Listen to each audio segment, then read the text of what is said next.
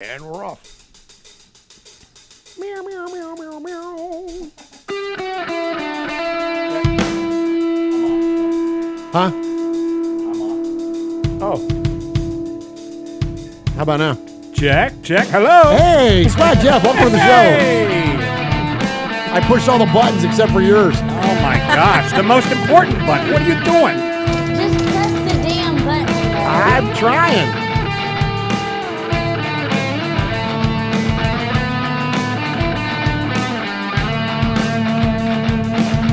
Good morning, Paul. Paul?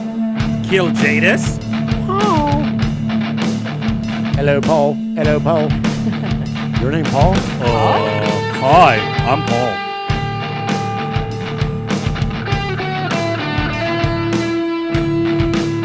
Daniel Menges. My wife. Lala Chris. Moroso. Raider Roo. Miguel. Herman Munster. John Ogle, tied a Raider.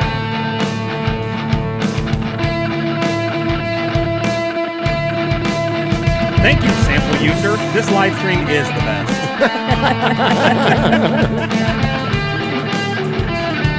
Ebony Graves, Matthew Menges. Ebony, my girl. What up, girl? The biggest Raider fan we know. Absolutely. That's right. Oh, hey, I don't have my camera turned on. Turn on the damn camera, nerd. So it was my button that we didn't push. Just pushed press everybody all else's the damn button. buttons, dude. Just press the damn button.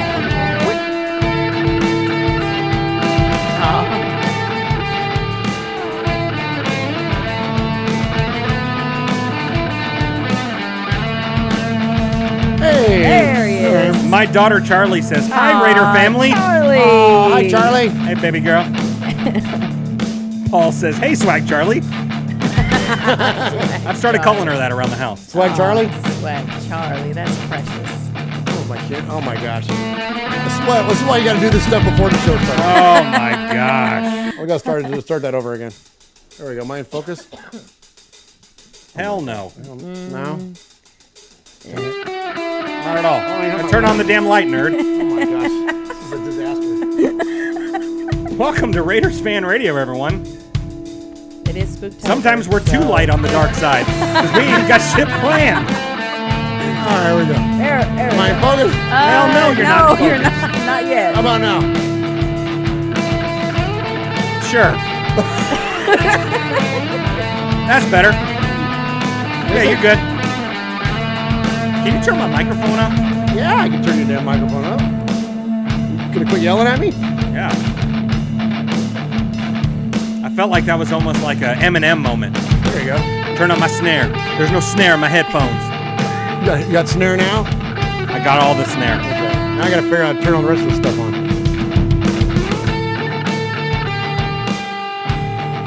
Ebony Graves said, "Michelle, I just finished 3 shots of Screwball." Oh, yeah. It's going to be a good night. Absolutely. She said it was a hard day, but it's going to be a good It's night. going to be a great night. Esteban, William Holcomb's in there. Yoshi's in there. Fargo Raiders in there. Hey, there we go. I think I got it now. Hit the damn like button, nerd. Oh, let me go do that. First.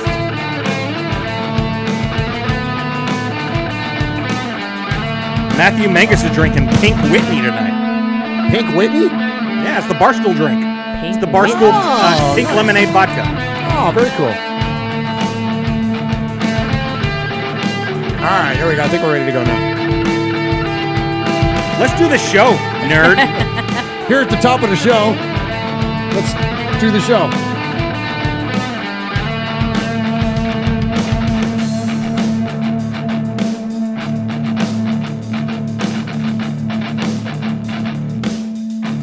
All right, everybody.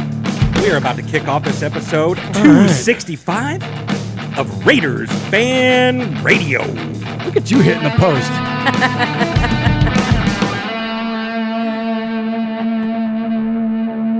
Jackpot, baby. Raiders Fan Radio.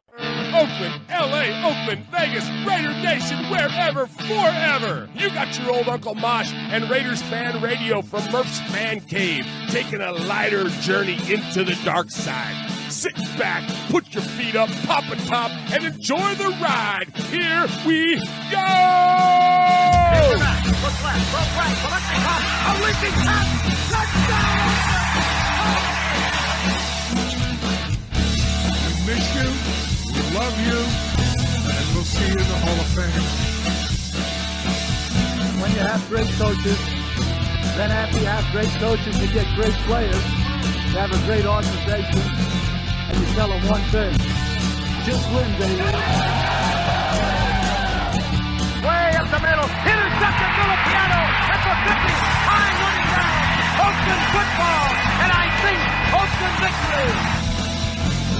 The Oakland Raiders have scored on the most zany, unbelievable, absolutely impossible dream of a play. Well, I love this team. I think this team can win. I think this team can win.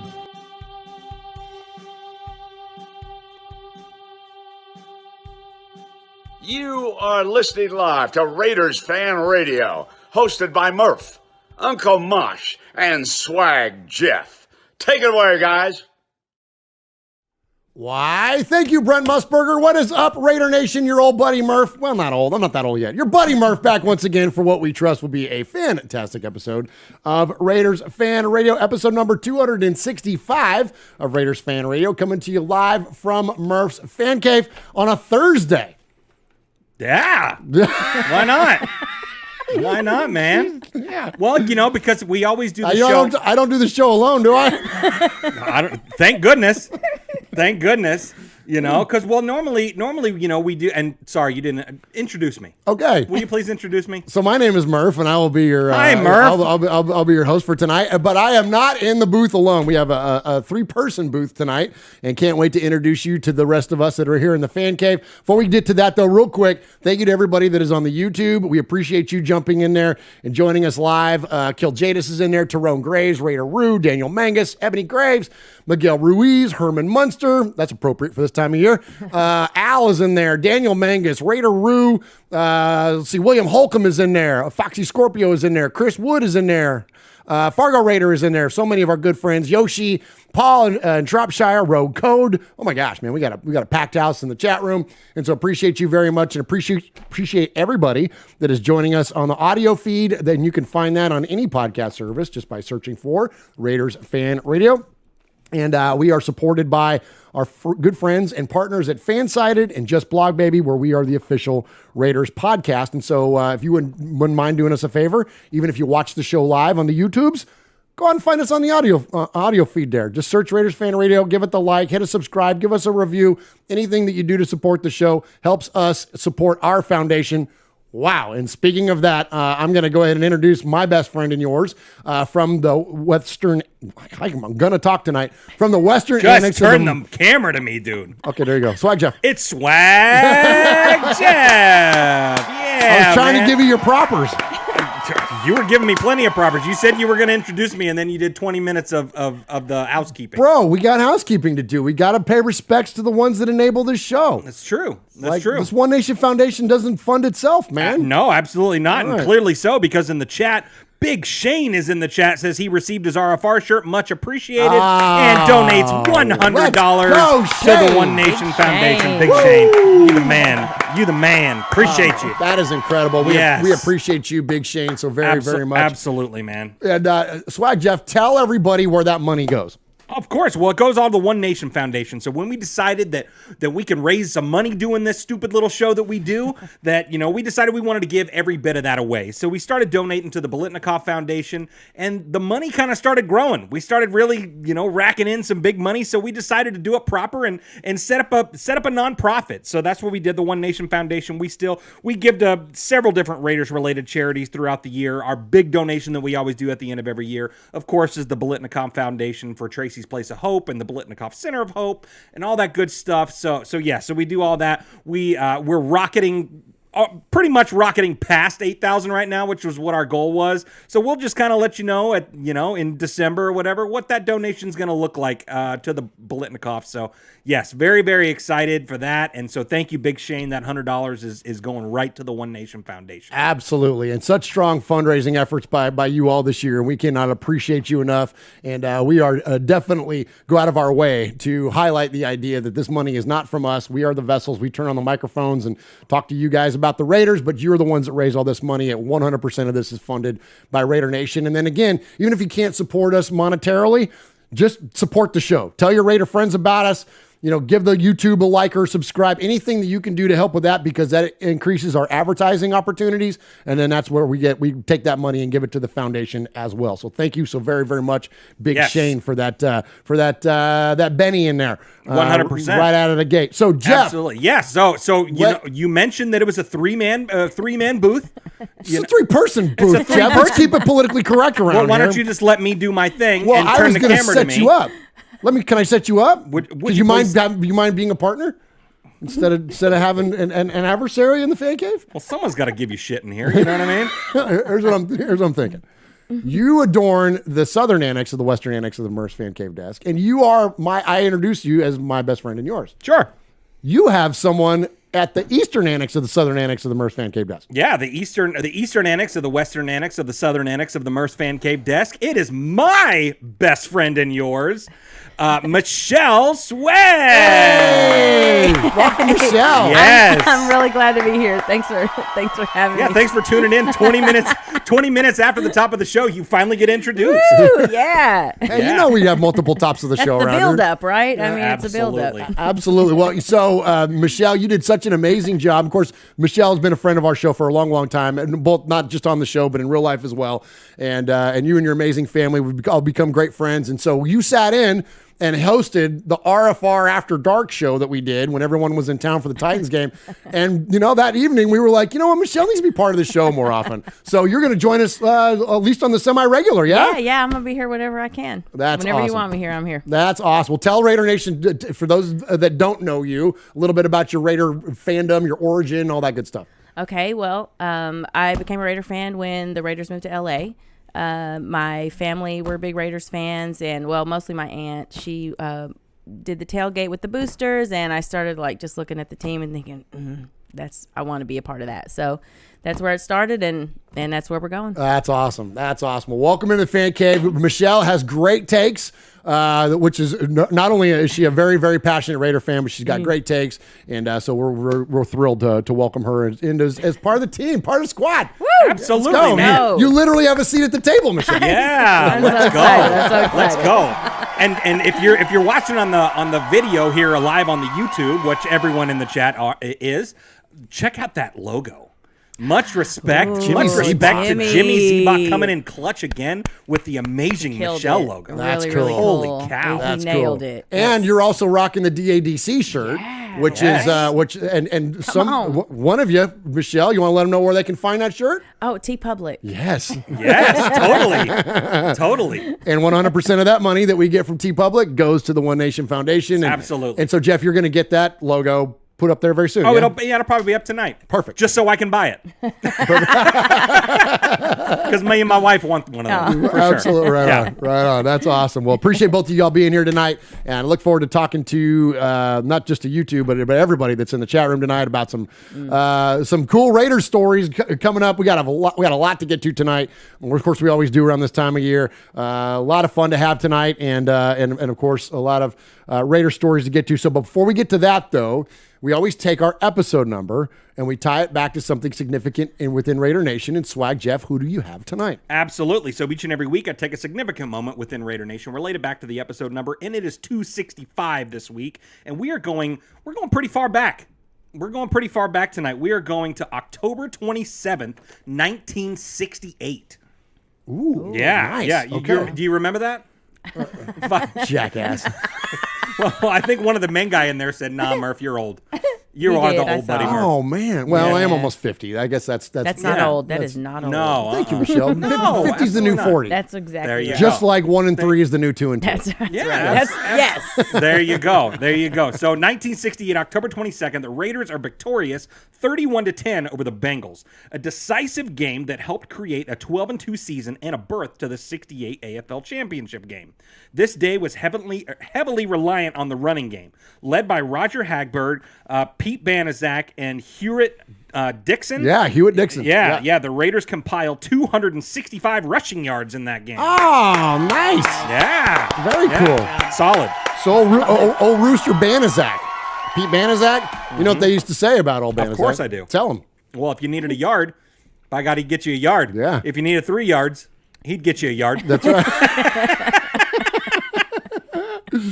Absolutely. So appreciate you all in that, and appreciate that swag, Jeff. Great job there. There was something else I was going to tell you real quick before we went to contact info, and now I can't remember what it is. Like oh, me? I know what I was going to say. So before the show, so we were looking at Michelle's logo, that really, really cool logo that Jimmy Zebach Yes. did. And she said, well, maybe I'll be like Cher or Madonna because everybody else has got like you know what I mean? Well, of course, I'm just Murph, but Uncle Mosh and Swag nickname. Jeff Yeah, and something yeah. like a nicknamey thing. And she's like, mine's just Michelle. And I was thinking, and I meant to tell you this afterward after you made that comment, leave it to the chat room to come up with the best nicknames. That's where QB Jeff came from. That's where Swag Jeff nice. came from. Raider Rue in the chat room says Michelle Sweat. No. It's Michelle Swear. Nice. Nice.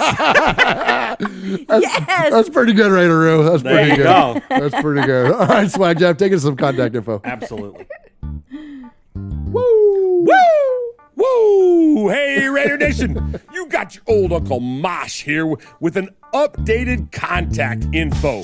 So sit up, zip up, shut up, and pay attention. You can call us at 909-345-3346, or as Murph would say it, 909-345-3346. How about emailing me? You want to email me? Email me at show@RaidersFanRadio.com. Or what about reaching out to us on some of that social media stuff Swaggy likes? Try Facebook at Raiders Fan Radio Podcast. The Twit at Twitter at Raiders Fan Radio. Insta something. Instagram at Raiders Fan Radio. The ticky-ticky-tocky-tock. TikTok at Raiders Fan Radio. Or what about the Twitch? Some of you out there twitching. Anyway, Twitch at Raiders Fan Radio. Or if you don't like that, go to the YouTube. America, go to the YouTube. YouTube.com/Raiders Fan Radio. Oh my God, if that wasn't enough, go to your podcast provider and search Raiders Fan Radio. Holy crap, that was a lot.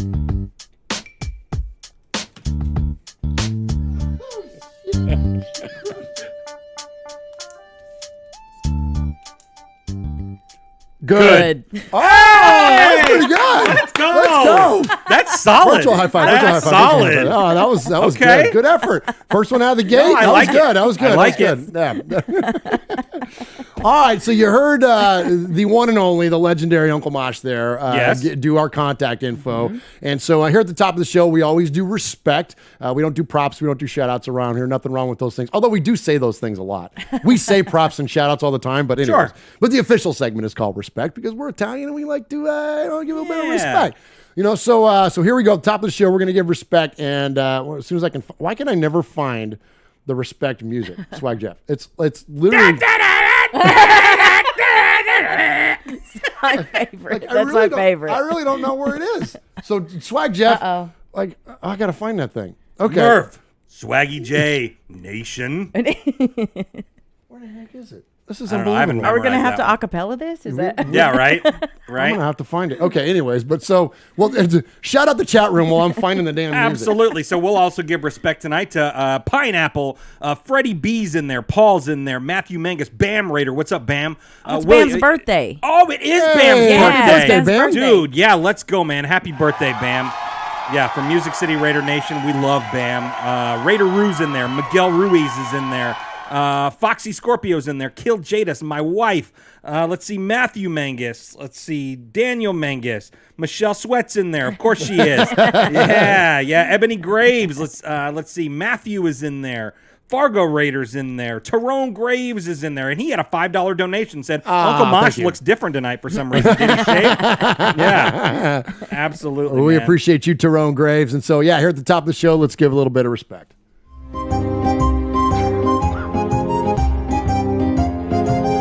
Murph, Swaggy J, Nation.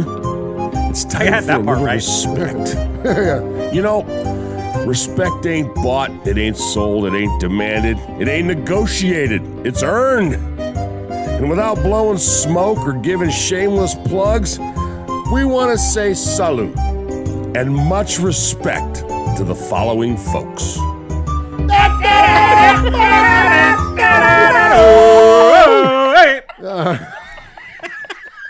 We're so stupid. So damn stupid, man. Legit, my favorite part of this show. So that's the first time you probably heard that live. Yeah. And it's even stupider in person. Better. It's even more magical live. It's even better. I'm telling you. It's like live at Budokan over here, man, when you hear that thing my going. gosh. That is too good. All right. So here at the top of the show, we want to give respect. And so I've got a few folks to give respect to. Yes. Hit Mosh here at the top. Why not? Let's go ahead and hit Mosh here at the top because we just heard his voice. And so I want to let you know, Raider Nation, that Uncle Mosh is going to step aside from the show for a little while.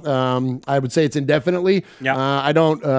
He's always welcome to be here, and we'll have him as we can, as he's available. Health is great. Uncle Mosh is great. He's enjoying his semi-retired life, and I think he's going to introduce a semi-retired phase of Raiders Fan Radio into his life. So we got his stuff back there. We got his glasses for those of you on the audio podcast. Yeah, we got his glasses. This is a shrine. He's not dead. He's not. He's not dead. He's just retired. He's just retired. He retired from teaching. He was there for teaching for 30 years now, and so he retired from that. And so he's retired from the show.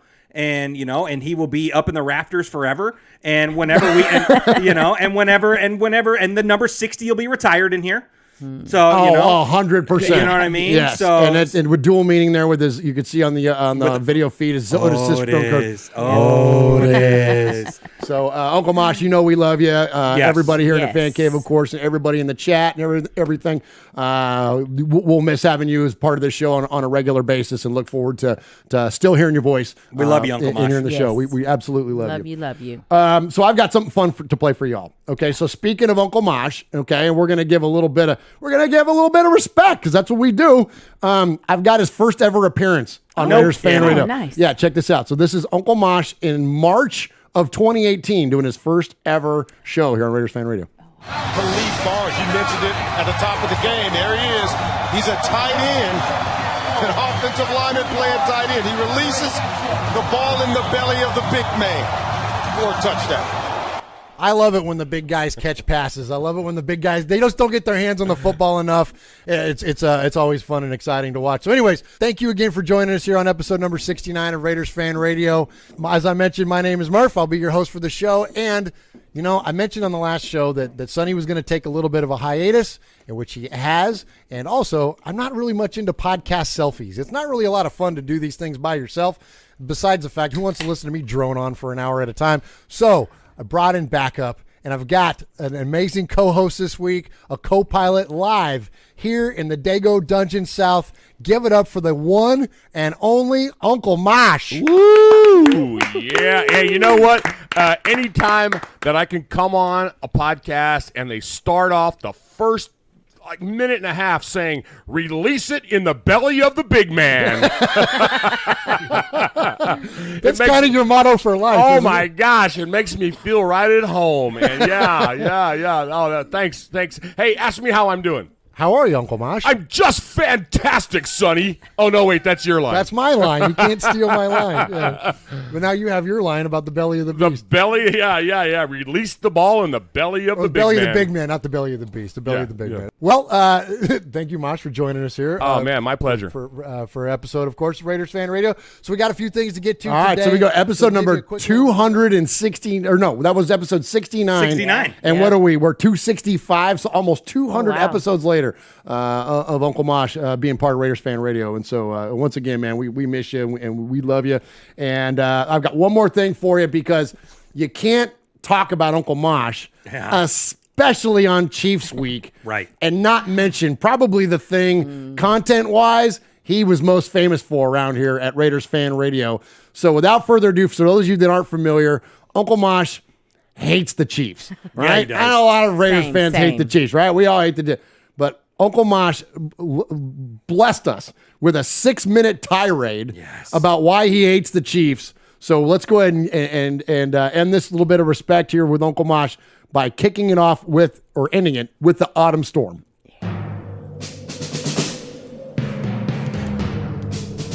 I hate the Chiefs. You hate the damn Chiefs. I hate them. I hate them. You don't even understand, Swaggo, how much I hate them. Here's my question. Why? Why? Why do you hate the Chiefs? Why is it okay to trash the Queefs?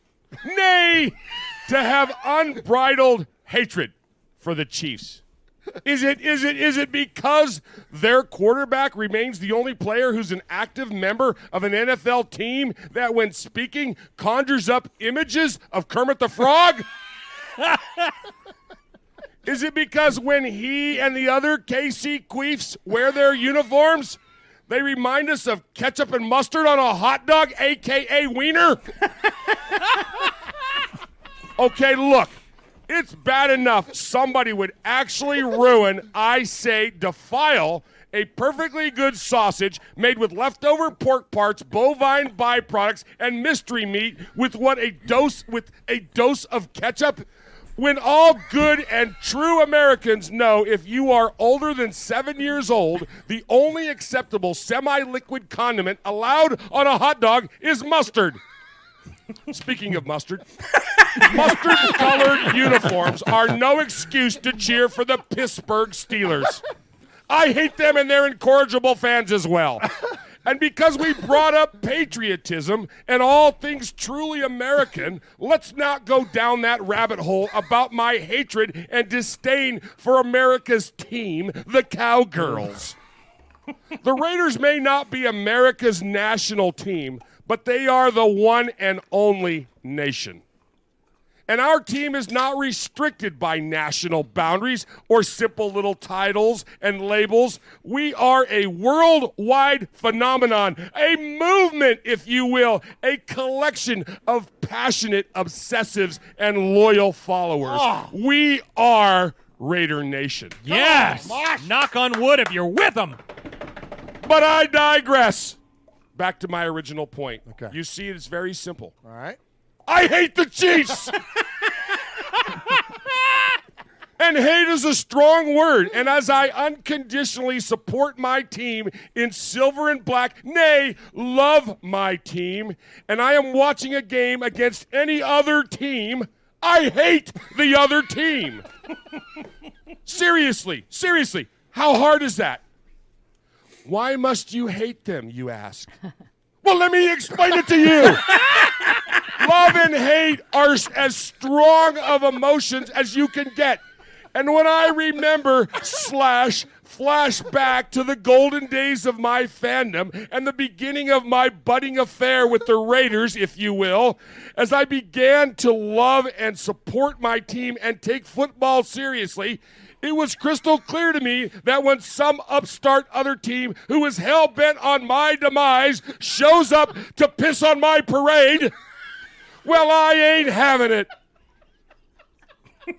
As my fandom grew and my silver and black loyalty grew, my only recourse was for pure and unadulterated hatred in its finest form.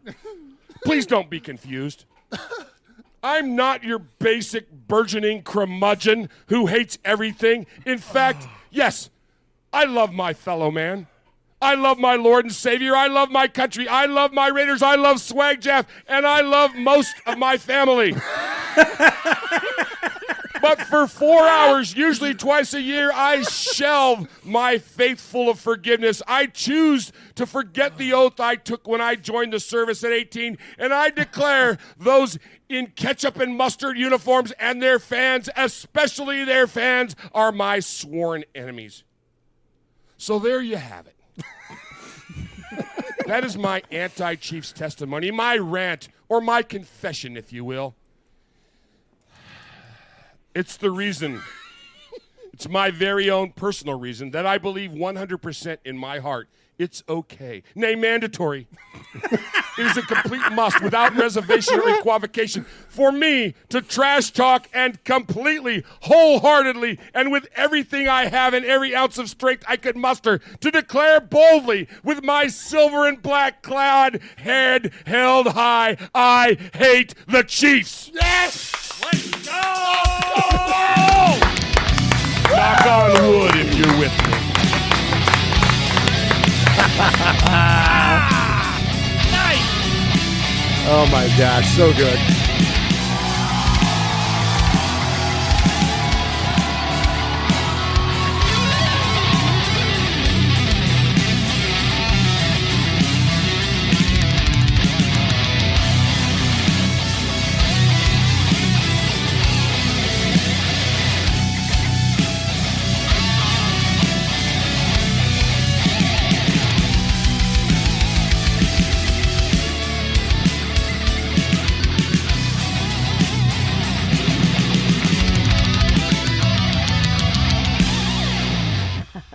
Nobody enjoyed a good Donnybrook more than sixth-year linebacker Phil Villapiano.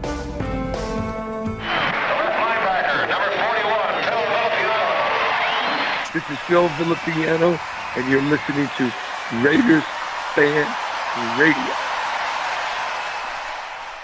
All right, there's nothing that matches the Autumn Storm, man. Absolutely That's not. was my favorite things ever. No. It's And Matthew Mangus is already preemptively giving me shit in the chat. Oh, about sitting in Mosh's About chair? sitting in his chair. Well, Matthew, if you tuned in every week, you would know that Uncle Mosh's chair broke during the Titans week, courtesy of Raider Ramon. Yes, So, absolutely. so that chair is going to be hung in the rafters somewhere.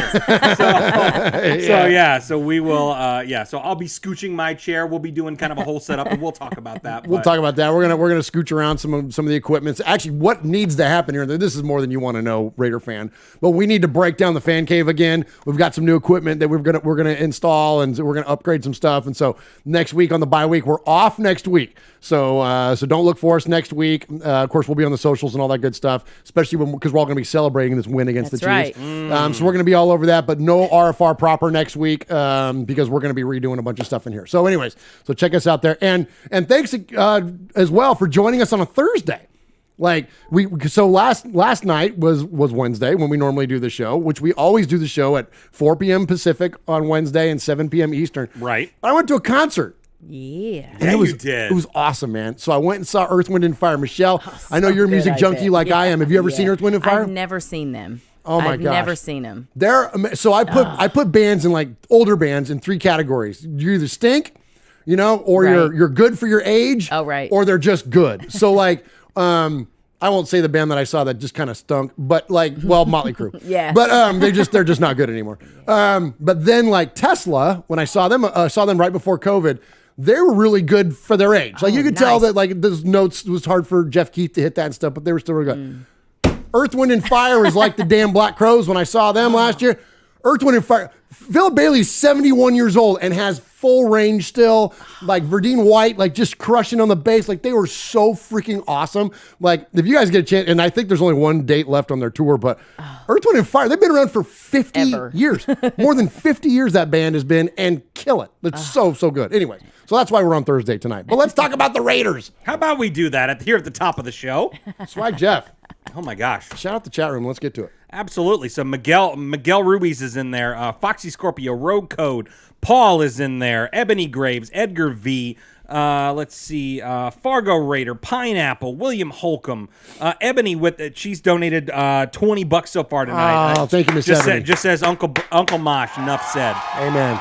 We agree. Amen. We agree. The Mangus boys are in there. Herman Munster's in there. Blind Athletes in there. LV Maximus is in there. The whole crew, man, for sure. Right on. Fellas, we've learned a lot so far, and now we're starting to learn how to win. But I'll tell you right now, that was a damn good, hard-fought victory in the division. Leaders, you did a great job last week of leading and getting everybody right on the same page here, and we earned this one. All right, we earned this one. You deserve it. All right, I learned a long time ago, players win games. Okay? Players win games, and that's what I saw on the field today. All right, congratulations. Congratulations. You got a lot of wins, but it's your first one. Yes, sir. I appreciate and love every single one of you guys, man. It's so much fun to come to work and try to lead this group, and we're going to get better and better and better. You keep your head down and you keep grinding, okay? Yes, I've heard this one before. Give me win on 3. 1, 2, 3. Win! Yes, sir. Oh my gosh, isn't it nice to be talking about a Raider win for the first time in like forever? Let's go. Oh my gosh.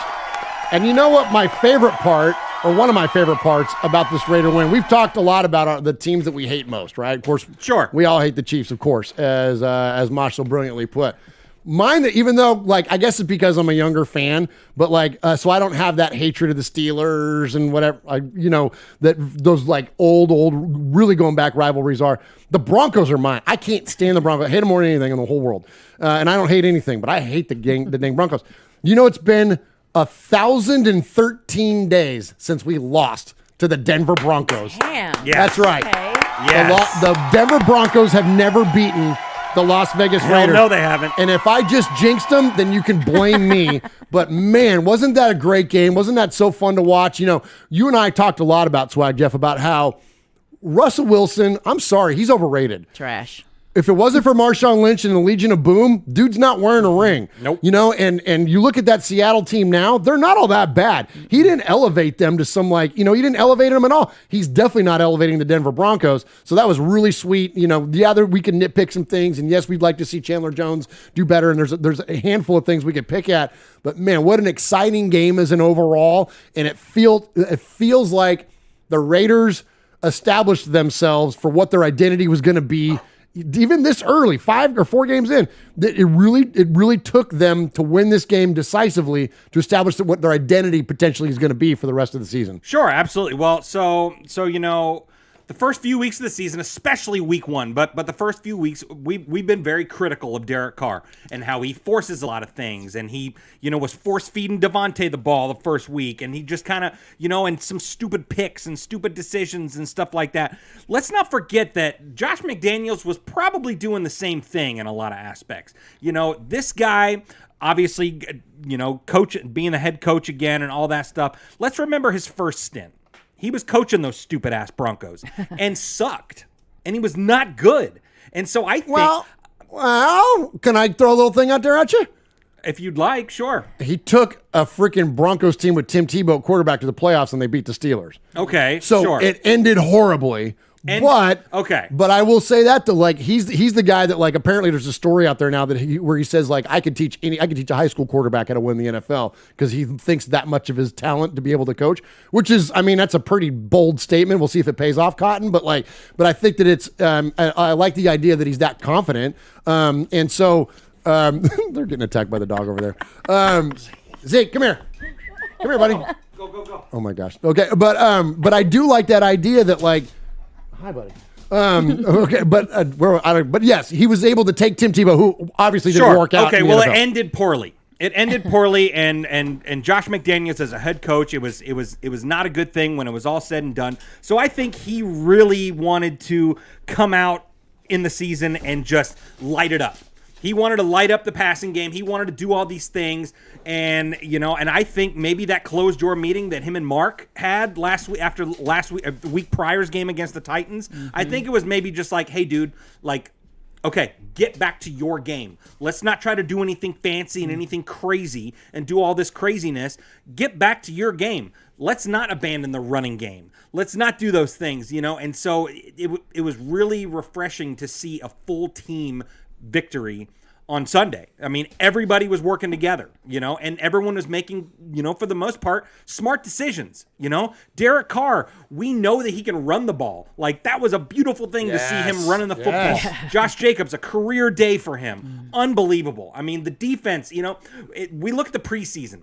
So the preseason, we were undefeated, Everything looked great. Everything was running like a well-oiled machine. I mean, we had people coming down for blitzes and doing all the things right on defense and stuff like that, and had the running game going, and the passing game will help the running game and vice versa. So you see a full team game, and then you see a guy like Nate Hobbs coming in and flying in and doing his stuff too. Like, it reminded me of watching a preseason game, which we loved. Absolutely. Michelle, what was your overall takeaway? I mean, I think I'm looking forward, and this, I don't want to sound like down, but I'm looking forward to watching a game where I'm not so panicked. You know, like, because when I'm watching, I'm like, Josh Jacobs is barreling through, and obviously, like, that's great. But I'm in my mind, I'm like, hold on to the ball, hold on to the ball, hold on to the ball. Yeah. Or Derek Carr's running, and I'm like, God, hold on to the ball, hold on to the ball, hold on to the ball. And I'm having to, like, look away from things, and I'm ready for a game. I hope that this game, I feel like things started clicking and more. I mean, obviously, we lost the first 3 games, so it's like things are starting to click. Like, God above, please let everything click for this next game. Like, things were clicking so good. I want the next step to be a game. I mean, obviously, I know the Kansas City game is going to be a tough game, but I just want a game where I'm not so freaking panicked. And having to close my eyes and watch through fingers. And, you know, like, I just want a game. So that was my problem this game, because it was a good game, and obviously we won, and I'm freaking ecstatic that we won, but at the same time I was in a panic most of the game, and I'm tired of panicking. Absolutely. You know, it sure would be nice to see the Raiders have a decisive victory at some point. I don't think we're going to get it this weekend, Casey. No. I think we're very fortunate to have a competitive game. And of course, you know, I'm going to root and assume that the Raiders are going to win, because I think they're going to win every single game. Same. Objectively, though, when we pull back, this is a tall order. Freaking KC hung a 40 burger on the Buccaneers at home. You know, and that Buccaneers defense is no joke. But honestly, though, like, I don't know if you've heard that Giselle, you know, I think she's pulled back some of her spells that she's cast on Tom Brady. So I think, like, he's not going to have the year that he thinks he's going to have, because she's pulled back on some of those. The sage isn't burning, and the shrines aren't shrining. So I don't know. I think things might not be good for him. Well, that's you know, that's an interesting point, because, you know, look, I mean, players are still human, and even when you're the greatest player of all time like Tom Brady, he's still a human being, and these challenges they have, and this reported divorce and all that kind of stuff, it's got to weigh on him, right? And so you know, it's curious if that weighed on, but they still scored though. They still it's just that Chiefs offense is just no joke. So I think it's going to be, and we're going to talk about the Chiefs game here in a minute, but it's like, I feel like we're going into one of those games, Jeff, where like everything has to click. Like, I think we can, but it's got to be like, we can't afford not one mistake, because you make one mistake, they're going to gut you, you know? Yeah, no, I totally agree. And, you know, but I think if we come out and play the same way that we played against the Broncos, you know, there were a couple, you know, there was the Colt Miller play where he was downfield, and, you know, and it was a big gain that we had called back, or it was a touchdown that got called back. Something like that. So, you know, so we got to eliminate those mistakes. You know, I mean, we're not getting penalized the way that we have in years past, which is a beautiful thing, but it still has happened, and it happens in crucial moments. And so, so everyone's got to tighten up, buckle down, you know, do all the right things, the little things that Josh McDaniels always talks about. But, you know, I mean, as far as team play and stuff like that, if we can, you know, we got to build off this momentum. You know, there's a huge difference going into the bye week being 1-4 and 2-3. It's huge. You know, I mean, I know we said last week, you know, if they lost to the Broncos, it might be ball game. You know, I'm not saying that at 1-4 it'll be ball game, but it'll be pretty damn close. So we've got to, you know, normally after the bye week is when we suck. So, if we can get our suck out of the way before and come in with a little momentum, and, you know, then our schedule kind of lightens up. It really does. Yeah. We got Colts in there, we got Texans in there, we got some winnable games in there. Sure. Post this Chiefs game and the bye week. All right, so the big star, I'm wearing his jersey tonight. The big star of the game, of course, is Josh Jacobs. Man, let that young man eat. Like, we've all been screaming for it, and it finally happened. And he did not let us down. And, you know, there's a really interesting catalyst to this story about why Josh Jacobs performed the way that he did. Overheard you attribute this one to the lucky socks. What was on the song? Oh, man. So our equipment guy gave me some Darth Vader socks. Literally earlier in the week, I needed some socks. He's like, man, it's the only ones I got. I said, all right, bet I'm going to rock them. I was like, I lucky like these. Can I have them? He let me have them. So I said, yeah, they're my lucky socks now. I love that, man. So, if those of you that can see the fan cave here, we're big fans of the Wars, and that's awesome, man. Now we got the Death Star, of course they're playing in, and love a good Star Wars Raiders tie-in, and there's Josh Jacobs rocking the Darth Vader socks, and I hope he's a little bit stitious and wears them again. Like, wear them all year long. Yeah. You know what I mean? Don't wash them. Don't wash them. Run for 14 to 1,500 yards, get a big fat contract, and be a Raider for the rest of your career. right. Like, that's what we're rooting for. Let's check in with our quarterback, DC4, and his thoughts on Josh Jacobs. I'm just so proud of him because he works extremely hard and he has a great smile on his face every day. And Who's Zay Jones? For him, I think it's a career high for him also, which is huge. If teams want to play help on Devontae and things like that, then Josh and myself whenever I can. But that running game will only help. In our offensive line, give them credit for opening those holes, and the fullbacks, tight ends. Some of those impacts that I saw when I would turn around were unbelievable, but some of the cuts Josh made today, I think there was one, a little zone run to the left, and he stopped and he spun and he went back up through it. That's different. He hit it and he knew that there was a hole there, so he spun back into it and had a huge run and had an acceleration out of it, which was special. It was fun. He was the most exciting part of that game, I think, other than Amik Robertson, who we're going to talk about in a minute. Yeah. What do you think, Michelle? Offensively, probably. Was he the highlight, or Devontae and Derek maybe? Yeah, he was the highlight. Yeah. I mean, it just felt like he was just bulldozing the whole game, and why not? That's what we should have been doing anyway. So yeah, he was definitely a highlight. For sure. It was awesome, man. Yeah. It was awesome to watch him, and he never seemed to it reminds me of when we watch Max Crosby. He never slows down. Yeah, the motor just goes. It just goes, and we saw that out of Josh Jacobs. he looked fresh every single carry. Yeah. Well, Josh kind of gave himself the nickname last year of the closer, and so we kind of, keep on earning that nickname, bro. It's a little tacky to, give yourself a nickname, but if you can back it up, then I'm with it. If you're going to win football games, yeah. Zeke is now barking at your ship back there, Michelle. Perfect. Yeah. Perfect. Zeke, come here. This is not good radio. You're bananas tonight. He's out of control tonight. He's out of control. All right, now, so speaking of Max and Josh Jacobs, they were asked about all the orange in the stadium. Yeah. We heard a lot about that from Raider Nation, about how there was so many Bronco fans, which is not look, we shouldn't be surprised by this at this point. I'm going to say a couple things. It's a destination city. People are going to plan their vacations around watching their football team and spending a weekend in Vegas. Let's quit with the this would never happen in Oakland. Well, yeah, you may be right, but because no one's vacationing in Oakland. I'm sorry. Exactly. I grew up at the Oakland Coliseum. I love that place, but ain't nobody going to Oakland on vacation, okay?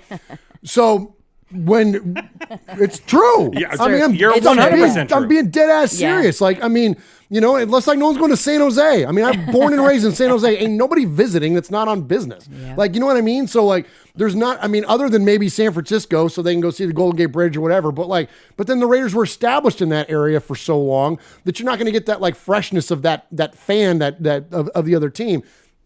Where in Vegas, it's easy to get to. It's cheap to get to. It's just look, and you can gamble. You can do anything you want there.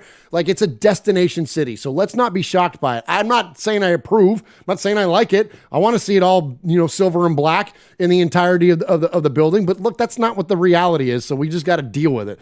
Let's win. Start winning. Start winning. That's what you got to do. Just freaking win. Yeah. Just because guess what? The reason that we saw more orange than black in the stadium was because we were 0-3. Yeah. So guess what? Season ticket holders are going to sell their tickets, make some money, and sell them to Bronco fans. It makes sense. It's economics, man. Absolutely. And the way you defeat economics is win freaking football games. And guess what? It'll be loaded with Raider fans. So anyways, all right. So Josh Jacobs and Max Crosby were asked about that, about all the orange in the stadium. Back to the rivalry. Did you notice how much orange was in the building? Yeah, but the thing is this. I tell people this all the time.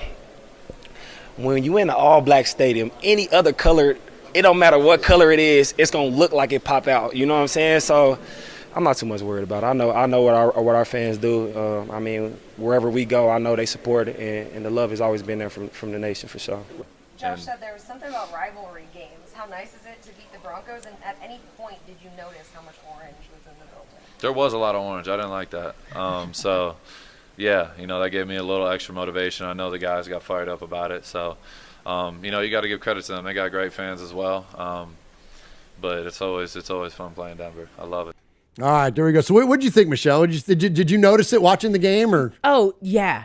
It was really apparent from you just watching on TV. But I agree with what Josh Jacobs was saying. I mean, because black recedes. And I mean, it's true. Like when you're going to see a color, it's obviously going to pop. But there were a shit ton of fans. But, I mean, win, and then they're even more embarrassed when they leave. You know, like, so if there's a lot of fans there, win. And then maybe next time they'll think twice about coming. Absolutely. You know, I mean, well, you know, win. like Al Davis said, you know, it was all about like he wasn't about cowardly fear, but he wanted fear. He wanted opposing fans to be afraid to walk in the Oakland Coliseum. That's why it looked like marching into Mordor. It wasn't a welcoming place. He wanted the team that was, when they were coming in on their bus, to be intimidated by the stadium. He wanted the fans, our fans, Raider fans, to be intimidating. He wanted the team to be intimidating. He wanted everything about it to be intimidating. Well, how do you do that? You freaking win football games, and you make it to where when you're a Bronco fan and you're walking out of Allegiant Stadium with your Broncos jersey on, and you got 60,000 Raider fans giving you shit, that Totally. will, you know what I mean? Yeah. Guess what? You won't want to come back. And I'm not advocating violence or anything like that. I think that's nonsense. If you're doing that, then knock it off. It's stupid. Do better things with your life than fight at a football game. But like, I can't tell you how many games in Oakland that I went to, and like, it was intimidating for the other teams as fans to the point where I have a cousin that freaking mutated the gene pool and came out a freaking Bronco fan. But anyways, me and Sonny took him to a game in 2016. Wouldn't wear his gear. He wore a black T-shirt and a plain black baseball hat. And he's like, I'm not gonna. And we're like, you gonna cheer for the Broncos, Ryan? He's like, you know, I'm gay. Like, but like real quiet, and we thumped their ass. And you know what I mean? But like, it was a Sunday night game. But yeah, man. Like, but that's the thing, is that you kind of want people to kind of be sketchy about wearing their gear into your place, and you only do that when you start to win. But also too, like you said, it's Vegas. People are gonna travel to Vegas. Like it's a destination. It's like I can't think of another place I would travel if my team was playing. It would be Vegas. We're living in it. Yeah. You know what I mean? Yeah. Seriously. Yeah. I mean, you know, I've been to Titan games when the Raiders weren't playing. Yeah. Those people come to Nashville because they want to hang out, and they wanna want to hang go to out the on honky Broadway, tonks, and they want to go Yep. down Broadway and do all those things. So yeah, of course, population cities like that. Right. Yeah. I mean, the away fans travel well. We clearly saw it, you know, 2 weeks ago in Nashville. I mean, that stadium was probably 65-70% Raider fans. It was loaded with Raiders fans. Yeah. It was loaded because of the exact same reason. Exactly. The There you Titans go. hadn't won a game yet. You're selling off all your tickets. The season ticket holders are, and then here you got a bunch of Raider fans in there. There you go. So yeah, absolutely. So let's just win, Raiders. That's right. All right. So this is, I think, arguably the most exciting play of the game was Amik Robertson, Louisiana Tech represent with the scoop and score with Melvin Gordon. Hey, Melvin Gordon, you big baby. Oh my gosh, You what a big baby. crybaby bitch. Own your shit, man. Like, if you didn't see it, Melvin Gordon got asked about the fumbles, and he walked out of the press conference, and Raider Ramon did a great mashup of him and what's the guy's name from Friday? Is it Red? The guy that gets his chain snatched by Debo? And it's when he runs to his car. Oh, yeah. My grandmama gave me that chain, that guy. And he gets in his car, and then as he's driving off, Chris Tucker goes, oh, he gonna cry. It's so funny. But anyway, so Raider Ramon did a mashup of that, of Melvin Gordon walking out of the press conference. But hey, you're a Bronco, so sorry about your luck. Sorry. Keep doing it. Not sorry. 1st and 10, Melvin Gordon. Oh, he fumbled again! He fumbled again! Yeah, he did. Robertson's got it, and he's got an entourage by midfield. Got a block by Hobbs, and there he goes! He's got 6! Let's go! On the fumble by Gordon! Oh my gosh, Kevin Harlan, the fumble by Gordon. Like, ain't nobody. Again!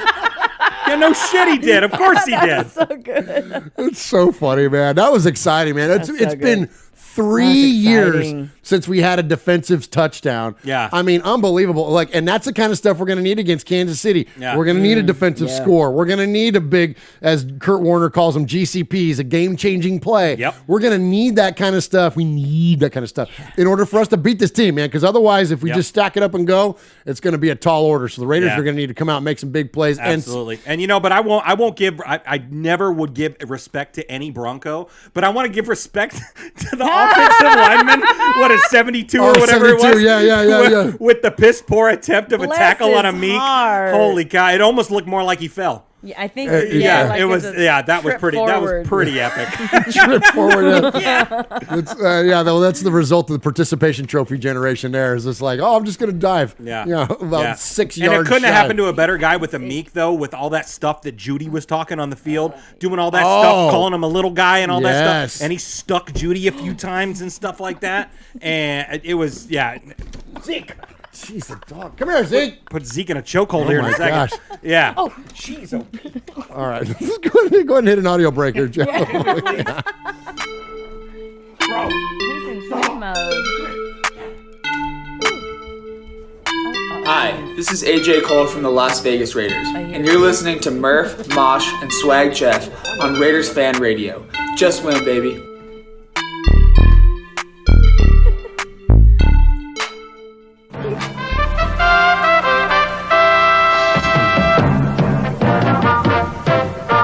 This is Raiders Fan Radio. I'm Brent Musburger, and I don't care who wins, as long as it's the Raiders.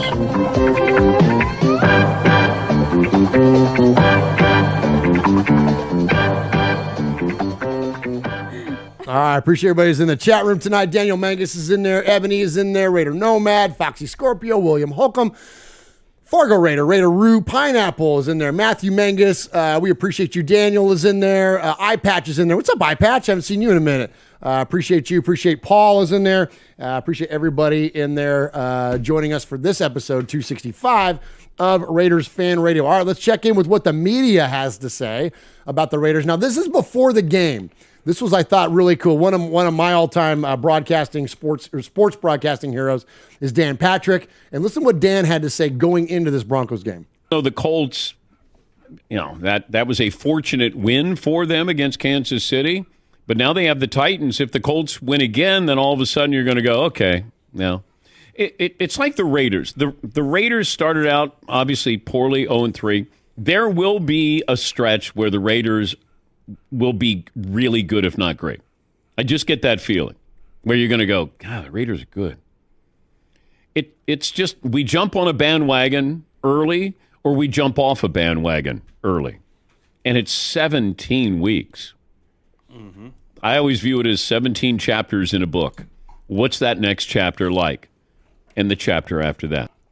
I love that, man. And so, of course, and that's, again, I joked earlier, I said the new 1-3 is the new 2-2, but really 0-3 was the new 0-2. Like, there's that extra game, and I don't know why it is that that media and whenever we hear discussions about the Raiders' playoff chances, look, I'm not trying to be all Pollyanna over here and tell you that I think the Raiders are locked to make the playoffs, but they certainly have a lot better chance than they did before in a 16-game season. Don't you think, Jeff? Totally, yeah, man. I mean, for sure. I mean, it's crazy to think we've still got 13 weeks to go. I'm not saying that we're going to win all 13 games. I would love for us to, but I mean, holy cow. 12-5 is still not out of reach. We look at the bye week. After the bye week, we got the Texans, the Saints, the Colts, the Jags, all that stuff. I think the Broncos again, stuff like that. I mean, all those games are super winnable. So, So, I mean, if we get our shit together in the bye week, I mean, especially if we freaking win on Monday night. Oh, my God. Like, I mean, the season will totally change. And we'll see media be way different about it. Oh, man, they beat the Chiefs. They're on a roll. Let's go. This is what we've been waiting on. Rich Eisen will shit his pants if because he picked the Raiders to win the division and stuff. So yeah, it's gonna be good, man. Michelle, do you feel like, so as good as this win was the Broncos, and obviously, and this was like a must needed win, and I said on the Silver and Black Today show this week, shout out Scott Gilbranson and Evan Grote, those guys are awesome, we love you. This was like a stepping stone game. Like, we had to beat the Broncos in order to gain the confidence, and at a minimum, just that, the confidence to beat the Chiefs. You were down bad after the Titans game. We all were. Yeah, I was. But you were down real bad on that. Yeah. Do you feel like if it was this Broncos game enough to return confidence in you, or do they have to win in Kansas City, or you know what I'm saying? Yeah. Like, are you at what point are you out? Well, okay, I'm never out. I mean, I'm honestly never out. Yeah, Never out. Let's go. But I will say, so yeah. So after the Titans game, I was down bad. But then, so we win in Denver, and I felt like we're putting together a puzzle. And so we're putting together, we figured out a few more pieces to the puzzle, and I need the puzzle to be finished Monday night. Like, I need that. Nice. And so I'm kind of bummed that we've lost the first 3, because going into Monday night, like, with so many losses, I thought, it would be better to, have a few more on the scale. But I do feel like we put together enough pieces during the Denver game to put together a good game for Monday night. Like, I feel like we actually have a chance. Like, maybe after the Titans game, I was like, ugh, shoot. Yeah, no kidding. Shoot. No kidding. I don't know. Like, maybe, they're trying to sell us a Fugazi. Like, I felt like they were trying to, like, sell us something that just wasn't what it looks like on paper. Sure. But now that, with the Denver win, and I think it gave them a little bit of confidence, I feel like we're going to go into Monday night's game and all the pieces are going to start to materialize, and we're going to have that full game that we've been wanting. Yeah, absolutely. I totally agree with that. We've talked all off season long till we were blue in the face about being adaptive and stuff like that. And, now we see what it was like to put more of those pieces together in the Denver game. And so now, I'm excited to see how they're going to respond after a win. We saw the first few weeks how they responded and stuff like that, and then finally came out, got a divisional win, all that stuff. So now how are we going to respond now? So yeah, I'm super fired up. But I think the thing about that game, and it's going to be so, and we've got a whole nother segment on the game. But yeah, we're gonna get to that. Yeah. So go ahead and take it away there, bud. All right. Well, I'll tell you what. I won't talk about it yet. Go ahead. I'll tell you what. Let's go ahead and jump into it. This is the big get, right? We want to talk about this Kansas City game. Is it much fun as it would be to sit here and revel more? And we have other things. We have a Baldy's breakdown on Josh Jacobs, one on Max Crosby. As much fun as that would be to kind of reminisce, we're already at Thursday. Yeah. We got a Monday night game. On to Kansas City. On to Kansas City. Let's go ahead and put it in our rear view. Let's put that Denver game in a rear view. Let's celebrate the Raiders. Let's clap it up. Let's be thankful for that win. Yes. But let's go ahead and let's focus on the next one. Absolutely. Hey, this is Pete Koch, former Los Angeles Raider. Yeah, back in the old days, baby. And you're listening to Murph and Uncle Mosh, who happens to have the same hair as me. Check it out, Raiders Fan Radio.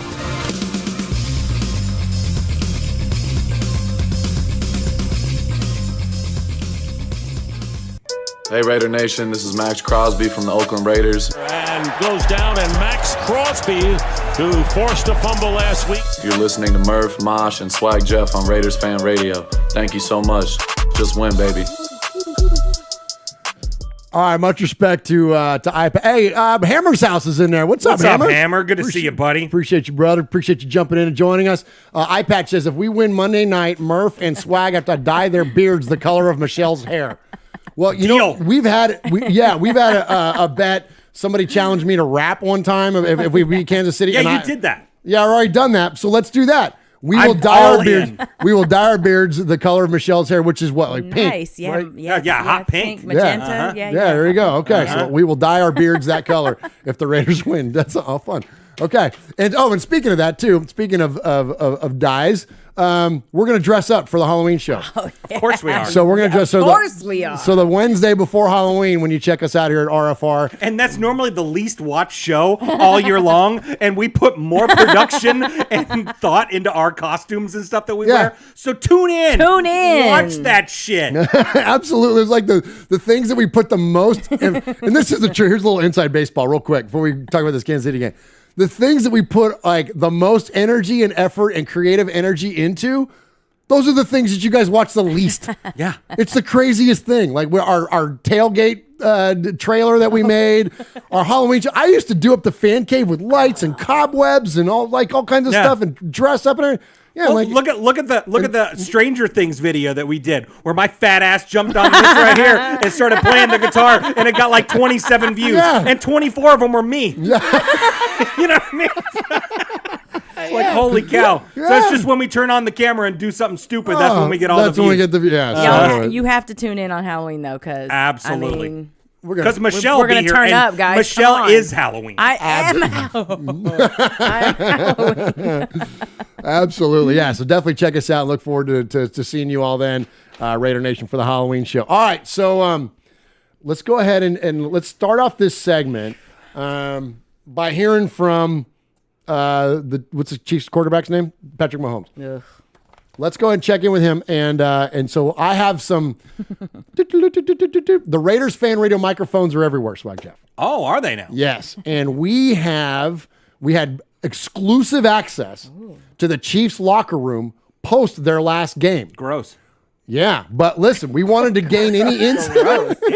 We wanted to gain any insight, any edge that we could provide the Raiders, because being a trusted media partner of the Las Vegas Raiders, a highly influential fan show that we are. My buddy Murph. He's not just consistent, he's a man of his word. That's right. And so we were going to take any of that information that we got by our hidden camera and hidden microphones in the Chiefs locker room and pass it on to the Raiders. So let's go ahead and check in with what we found this last week post game. And now for another Muppet Thought of the Week. Hey, great job today. Way to accept the challenge. We can learn, we can get better. Dreams are how we figure out where we want to go. But make sure y'all come ready this next week. Y'all know who's coming to town. Could you cut, please? But the truth is, I'm scared to death. Chiefs on 3, 1, 2, 3. My mistake. Join us again next week for another Muppet Thought. Oh my! That's incredible. Yeah, man. Yeah, so there's that. So, yeah, that's Patrick Mahomes. So, all right. So here's what I got. I want to go around the horn. Sure. I want to ask you guys both this question. I want to ask you guys each, and we'll talk to Michelle first. Okay. What's one thing on offense and one thing on defense that you'd like to see that you think are like, now, granted, I think we all agree, and so does all Raider Nation. We got to nail everything. Like, we can't have any major mistake. Right. But what are two things that would, one on one side of the ball, one on the other, that you think would help the Raiders clinch a victory in Kansas City? Okay. I know everyone was bitching about like force feeding Devontae, but I would love to see him just dominate. Let's go. That's what I want to see. Obviously, I know we need to be running the ball, but I want to see Devontae dominate. On defense, if I don't see Patrick Mahomes' ass on his back, let's go. I am going to be really pissed. So I want to see him flustered. And I want to see him dirty, and I want to see grass in his face. I just want to see his walking off the field doing that just shit my pants walk shuffle that he does. God, I can't. Listen, I'm with Mosh. The Kansas City, they are that's your team you hate the most? They are the ones I hate the most. I hate them the most, and I think because they're so good. And that bothers me, you know. So like I want to be on that. We're going to get to that level, but I want to see him flat on his back. I want to repeatedly, not just once. Amen. I want to see it many times. Those are the two things. Well, you know, and that's very well put, and that's that's Al Davis football. You know, that's that again. Going back to that interview when I mentioned when he refers to cowardly fear, he's like, I'm not, but I want that. I don't expect the other teams to be cowards, but I do expect them to be afraid. And how do you get that? And I'm totally paraphrasing. I'm probably butchering it, but anyways, but it's like, and how do you get them afraid on the field? Is that the quarterback must go down, and he must go down hard within the first 5 plays of the game. Like, that's Al Davis football. And I think that, like, I know we're in a different era, and you can't go in there with Villapiano with a high elbow and can't open the guy. Like, I get it that we can't do that because you'll get kicked out of the football game. But I do think there's a world, and even in today's NFL, where you can go in and put that dude on his ass, maybe even a little bit post whistle, maybe just kind of toe the line a little bit. Hey, Chandler Jones, we'll take it. If you could do anything that, look, Josh McDaniel says, well, his impact on the game isn't showing up in the stat line. Well, okay. Well, if it's not showing up in the stat line, then go in there and blast Mahomes in the face one time. Yes. And again, I'm not advocating violence. I'm not saying to go in there and intentionally hurt the guy, but go in there and let him know you're going to be there all day long. I think it's a great point, Michelle. Especially Patrick Mahomes, because I feel like for some reason he is like, gets this rope. Like, they give him a little bit too much leeway to dance around and do things. Oh, like, 100%. Nail his ass. Like, please. Like, I just feel like it's too much dancing. Like, and I think you're right. I don't care. Get a penalty. I don't care. Smash him. Please. Get it going early. I'm with you on that. Yes. Like, 100%. And, like, that's the things that, like, Jeff, right, it's not Mahomes, and then I want to hear your both yours on each side of the ball. it's not so much like Mahomes is. Look, Mahomes is great. He's probably the best quarterback in the NFL. There ain't no doubt. Yeah. But it's those like 3rd and 15 when he rolls out and creates space, and then all of a sudden there's Tyreek Hill 40 yards downfield. Those are the ones that kill us. Yes. Or Kelsey in the back of the end zone on a 3rd and 11. Like, that's the stuff where he freaking torches us. Yeah. Well, and you talked about, getting, maybe taking a penalty early, knocking him on his ass and stuff like that. I'm saying that Jonathan Abram needs to come down. First series. Okay. So remember what we did this past week. Nate Hobbs came in and put Wilson on his that's ass right. in the first series. Good call, Jeff. Good call. So John Abram, you go and just lay the wood on that guy. The first series, and then keep it on the secondary on the defensive side. We need a pick six. Oh, yeah. We need a pick six. We got our first defensive touchdown in 3 years, and now we got a taste for it. We remember what that's like. So we need to do it again. Let's go. We've seen how many freaking times the Chiefs punk us and end up taking over a game because of a defensive turnover. Whether it be, Josh Jacobs handing the ball to Tyrann Mathieu last year, or, Deshaun Jackson catching an amazing pass and then just, tossing it or whatever and letting them get it or something like that. I mean, because those plays and those moments are the ones that totally changed the game. Yeah. And unfortunately for us, we've been on the shitty side of that most of those times. So we got to be on the positive side of that. Amik Robertson, Nate Hobbs, somebody, John Abram, somebody intercept a damn ball and take it to the house. We need to make a big swing. Absolutely. I love that. We had a watch party here in the fan cave last year for the Chiefs game. We had Music City Raider Nation here, and Michelle and you and your family were here. We watched that game. That play when Deshaun Jackson caught that ball and then coughed it up. That was like we went from the highest of highs to the absolute pits of Hades around that. That was we all jumped up and were like, awful. yeah. No! And that was like the only play we had to root for practically that whole game. It was brutal. And that was like right before halftime too, right? Where if we would have scored, it would have been a tied game at half or something like that, or a one score game, or whatever it was. So yeah. And then on the offensive side of the ball, we can't get threes. Oh, God, no. We cannot get threes. That still seems to be an issue that we're having when we get down close to the goal line. We can't punch it in. So these threes need to become sixes on Monday night. Yeah. They have to.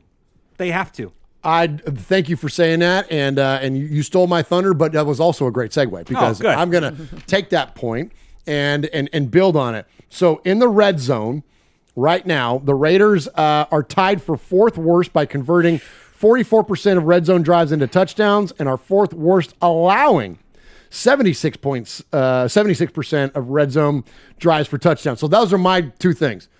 Don't let them convert in the red zone, and we got to convert in the red zone. Like the end, like turnovers and all those things as massively as important as they are, and they change momentum and all that kind of stuff.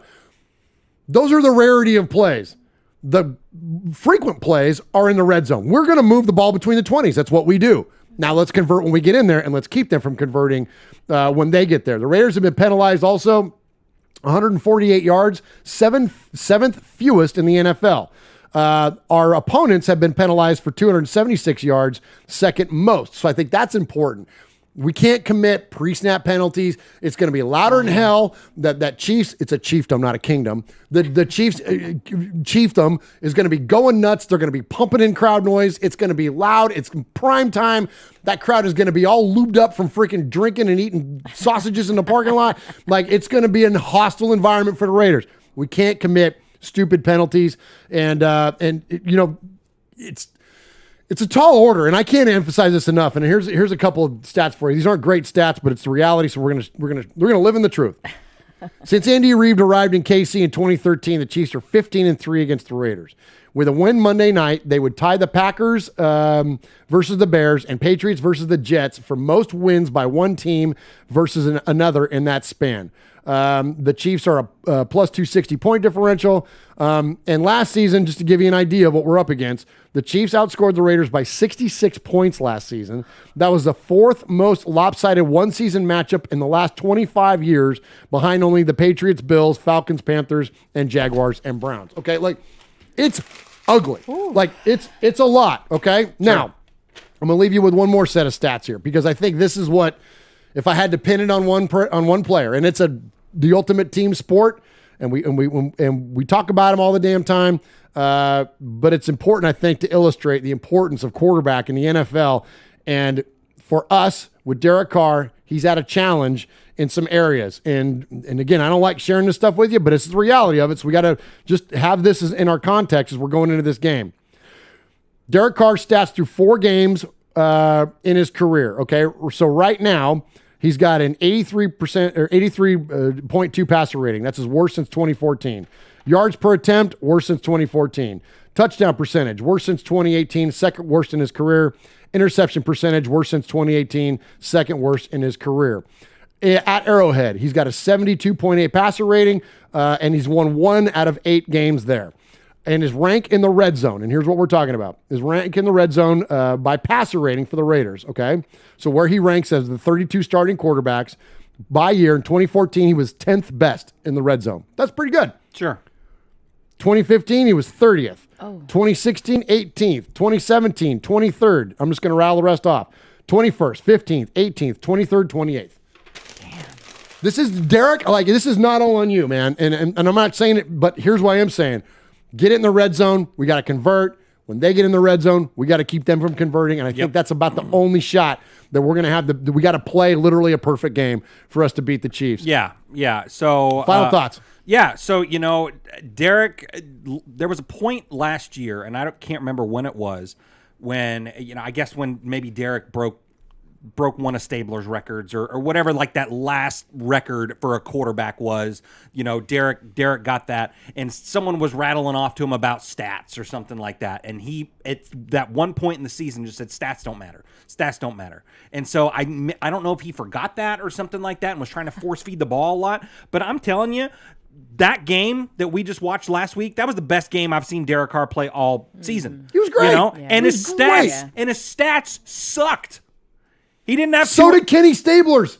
There you go. But they won football games when they counted most. Yeah. So So did Jim Plunkett's. Yeah. So did you get all those? Stats from Josh Dubois' page? Well, of course. Yeah. You've been hanging out with Josh Dubois, but hey, man, you know what though? And that guy gets a lot of crap. And he is a freaking hater. He's a hater. He's sour grapes. He knows exactly what he's doing when he posts this kind of stuff that he does. The sad thing is though, is that he's never posting incorrect data. So whenever I look at the data encapsulated, instead of spinning it to take a shot at Derek or anybody else, instead I try to look at it like, okay, what do we need to do? Because here's the thing, and I'll say this, and Michelle, I want to go to you for your final thoughts before going into this game. I think the Raiders can win, and I know I'm objective or whatever, or subjective. I mean, and I got a silver and black heart. Like, I know we can win. Here's the thing. Aaron the Q-Dog Raider put it too well the other day when we were talking about how the Raiders are losing and can they turn it around. And I said, we're too good to lose. And he goes, it's not that we're too good. He says, we're too talented. The Raiders are too talented to continue this losing path. And they are too talented to go get blown out at Arrowhead. Now, will they? I don't know. Odds say it's probably going to happen. But they're too talented. Devontae Adams, Darren Waller, we go on and on and on. Hunter Renfrow, Josh McDaniels, Josh Jacobs, Chandler. When you look at this team on paper, they're too talented to go in there and get smoked. They're talented enough to go in there and win the freaking football game. So I'm going to have faith that until they do get smoked or until they do lose, I'm going to have faith that they can, Michelle. Yeah, no, I agree. I think this is a what do we have to lose game. So I think they go in there with more confidence than maybe they even should have, because what else do they have to hang on to but to win this game? So I think they go in. I think they win this game. I really, and I know I got the silver and black heart too, but I really think that maybe like Kansas City maybe even undervaluing our talent. They may be thinking, oh, we're gonna kill these guys. I think they may even go in thinking we've got this game, and we surprise them. And so I think we win this game really because we have to. We have to go into the bye week. We have to win this game. But also, real quick, I want to say, I just glanced down, and literally every morning I've woke up this week and thought what William asked, who is going to take care of Travis Kelce? This has literally been my thought. Okay. who can I trust to take care of Travis Kelce? I want to know what you guys think, because he asked that in the chat, and I'm just curious. Can we control that guy? I don't Who do think we have? I don't think a linebacker does. I don't think Jayon Brown or anybody else can get that done. I think you got to pull down a safety, and one of the best ball hawking safeties there is. We've already seen him with an interception this year. I think you put like a Daron Harmon on him. We've got Merrick back now, so we've got, you know what I mean? That's right. When Merrick was out, it was a little sketchy because it was all you had was Daron Harmon and John Abram. Now that you've got a full safety roster, I think Daron Harmon is the guy because, just like we see with Waller, like he's too big for a defensive back to cover him, and then he's too fast for a linebacker to cover him. Right. Kelce's not as much of an athlete as Darren Waller is. I think you can put a guy, like a veteran guy that's not going to get punked on a route like Daron Harmon. I think that's a guy that could come down low and handle business down there. The other thing, too, that's interesting, and I know that losing Anthony Averett and some of the injuries that we've had in the secondary impacted our ability to do this, but what was Nate Hobbs last year? An amazing slot corner, a guy that played inside. You could put a Nate Hobbs on Travis Kelce and probably neutralize him, but who do we have as Rocky Sin and the other guys? Are they good enough to handle then Marquez Valdez-Scantling and you know what I mean? Like, so it's interesting. Yeah. I think you got to put one of your best defenders on him because you're right. Because like I talked about earlier, that Mahomes scrambling around, running around, and who does he find the back of the end zone? It's always friggin' Kelce. So put one of your best cover guys on him, right? Yeah. Yeah, I totally agree with that. So trying to be objective, and because I have the silver and black heart as well, but really trying to be objective, I've really noticed the theme this season, this NFL season, is that, more even than previous years, is that anybody can beat anybody this year. Right? The Colts beat the Chiefs. That's right. The Colts beat the Chiefs. Any given Sunday. And so the Colts sucked, and so the Chiefs went in there and kind of maybe had that same thought that Michelle just said. We got them. We're good. It's Matty Ice, man. He sucks. He's old. All that stuff. Yeah, Jonathan Taylor's whatever. But yeah, no, we got this. So now the 1-3 Raiders come to town, and and they're maybe looking ahead to their next game. When are we playing the Chargers? They're looking towards those games. So I think we go in there and sneak, and I think I'm with you. I think we win. Over? Did you say over? Nothing is over until we decide it is. Was it over when the Germans bombed Pearl Harbor? Hell no! German? Forget it, he's rolling. It ain't over now. Because when the going gets tough, the tough get going. Who's with me? Let's go! Come on! Ah!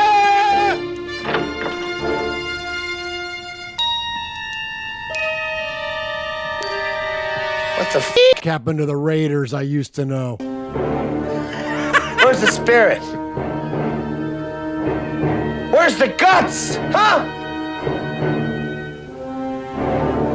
This could be the greatest night of our lives. But you're gonna let it be the worst. Oh, we're afraid to go with you, Pluto. We might get in trouble. Well, just kiss my ass from now on! Not me! I'm not gonna take this!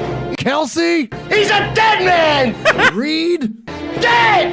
Mahomes! Dead! Pluto's right. Psychotic, but absolutely right. We gotta take these bastards. I think we have to go all out. We're just the guys to do it. Let's do it. Let's do it!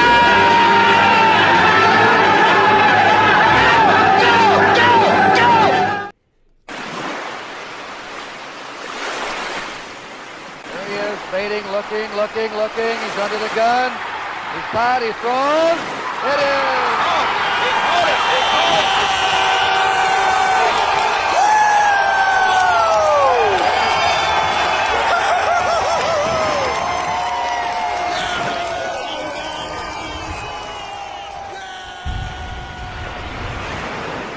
All right, we appreciate you, Raider Nation. Appreciate everybody that's in the chat room tonight. Raider Nomad is in there. Matthew Mangus, Fargo Raider. Raider Loco is in there. William Holcomb, Danny Fan. Danny Fan, that's the guy that's the freaking Chargers guy. Yeah. He says, I thought the Raiders always win on Monday nights. Well, we used to. But so we won on Sunday night last year. That's exactly right. Absolutely, Swag Jeff. Fargo Raiders in there, William Holcomb.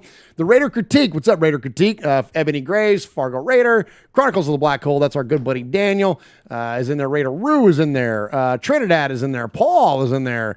So many of our good friends, and we appreciate you all checking in. Danny Fan says, I see 1 in 4. Well, that's okay. You see whatever you want, Danny Fan. We're gonna. Have you ever seen a trophy? Oh, attaboy, Swaggo. Oh my gosh. Yeah, there you go. Take a victory lap on that one. There you go. Yeah, that was a good one. No, and the answer to that question is no, actually. All right, so we got the Sea of Fans mailbag to get to. This is when we hear more from you and less from us, which is always a good thing. And we have you check in a multitude of ways, and not only in the chat at youtube.com/RaidersFanRadio, but you can send us a voicemail. You can call the line, which is 909-345-3346. That's 909-345-3346. Then you can leave us a message, and if we play that message on the show 3 times, you can become a made man or a made woman. And we've got 2 new made folks to get to tonight. Look forward to getting to that, which will be a lot of fun. And you can also email the show. And you can email the show at show. Oh, how inventive. Show. That's S. I'll give you time to write it down. S. H. Ow. You know, that reminds me of ow. That reminds me of Earth, Wind, and Fire. Yow. Yeah. Nice. Yeah, they got 4 out of 5 yows for last night's show. Nice. Yow. Sorry. What did Ron say? Email at email.com. Yeah, email at email.com. Yeah. So you can what were you doing? Oh yeah, email the show. Show at RaidersFanRadio.com. You know what? I'm gonna start a new email address too. That's gonna be yow at RaidersFanRadio.com. Nice. Yeah, and so you can, if we read your email an indefinite amount of times, you can become a made man or a made woman that way as well. And so we appreciate you very, very much for all your emails this week. And we've got a bunch, so I'm gonna go ahead and kick it off. I've got a long one. All right, so this is from our good friend, made woman, Erica S. She says, I'll be honest, I glanced at the game on ESPN app every now and then because I couldn't stomach watching us play. So I don't know the details, but the question remains, why the can we not score in a red zone? I'm sick and tired of seeing 3 points added when we should be scoring 7. Please make it make sense. Thank you, sincerely, Erica S. Erica S., thank you for your email. Yeah. I don't know. I don't want to pick on Derek, but you guys heard all the stats from a minute ago. So I guess I'll just feature him with my comments. I don't know. I'm trying to be nice.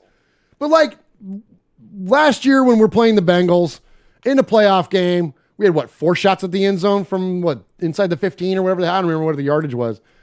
You think Kenny Stabler's making it? You think he's throwing it short of the goal line on 4th down?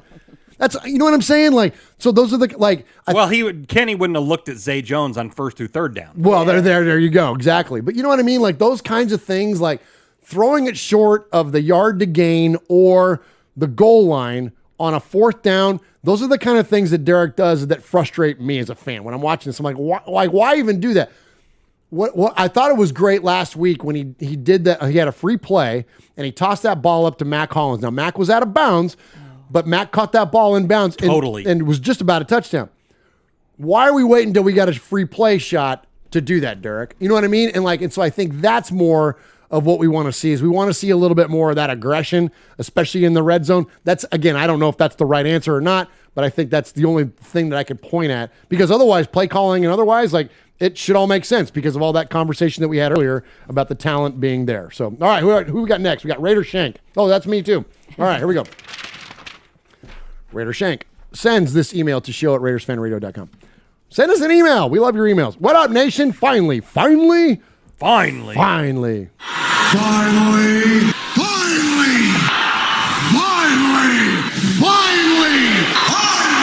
We got to win and beat the Donkeys. Woohoo! Ride that, Russ. Screw you. Screw you and your damn Nathaniel Hackett. Woohoo! That concludes the hyped up segment of this email. While we should be 2-2, I'm just happy we finally got a win. I had a hockey game earlier in the day, and I told myself if we win today and we beat the Broncos, is a dog attacking you, Swag Jeff? Yes. Zeke, he's out of control. Wear him out, Jeff. Put this in your mouth. Easy. I was trying to ignore For the audio listener, Jeff was giving him a bone. Oh wait, that didn't help either. Ah, you jack. No, Oh, my you really goodness. were. What? Hell yeah, I was.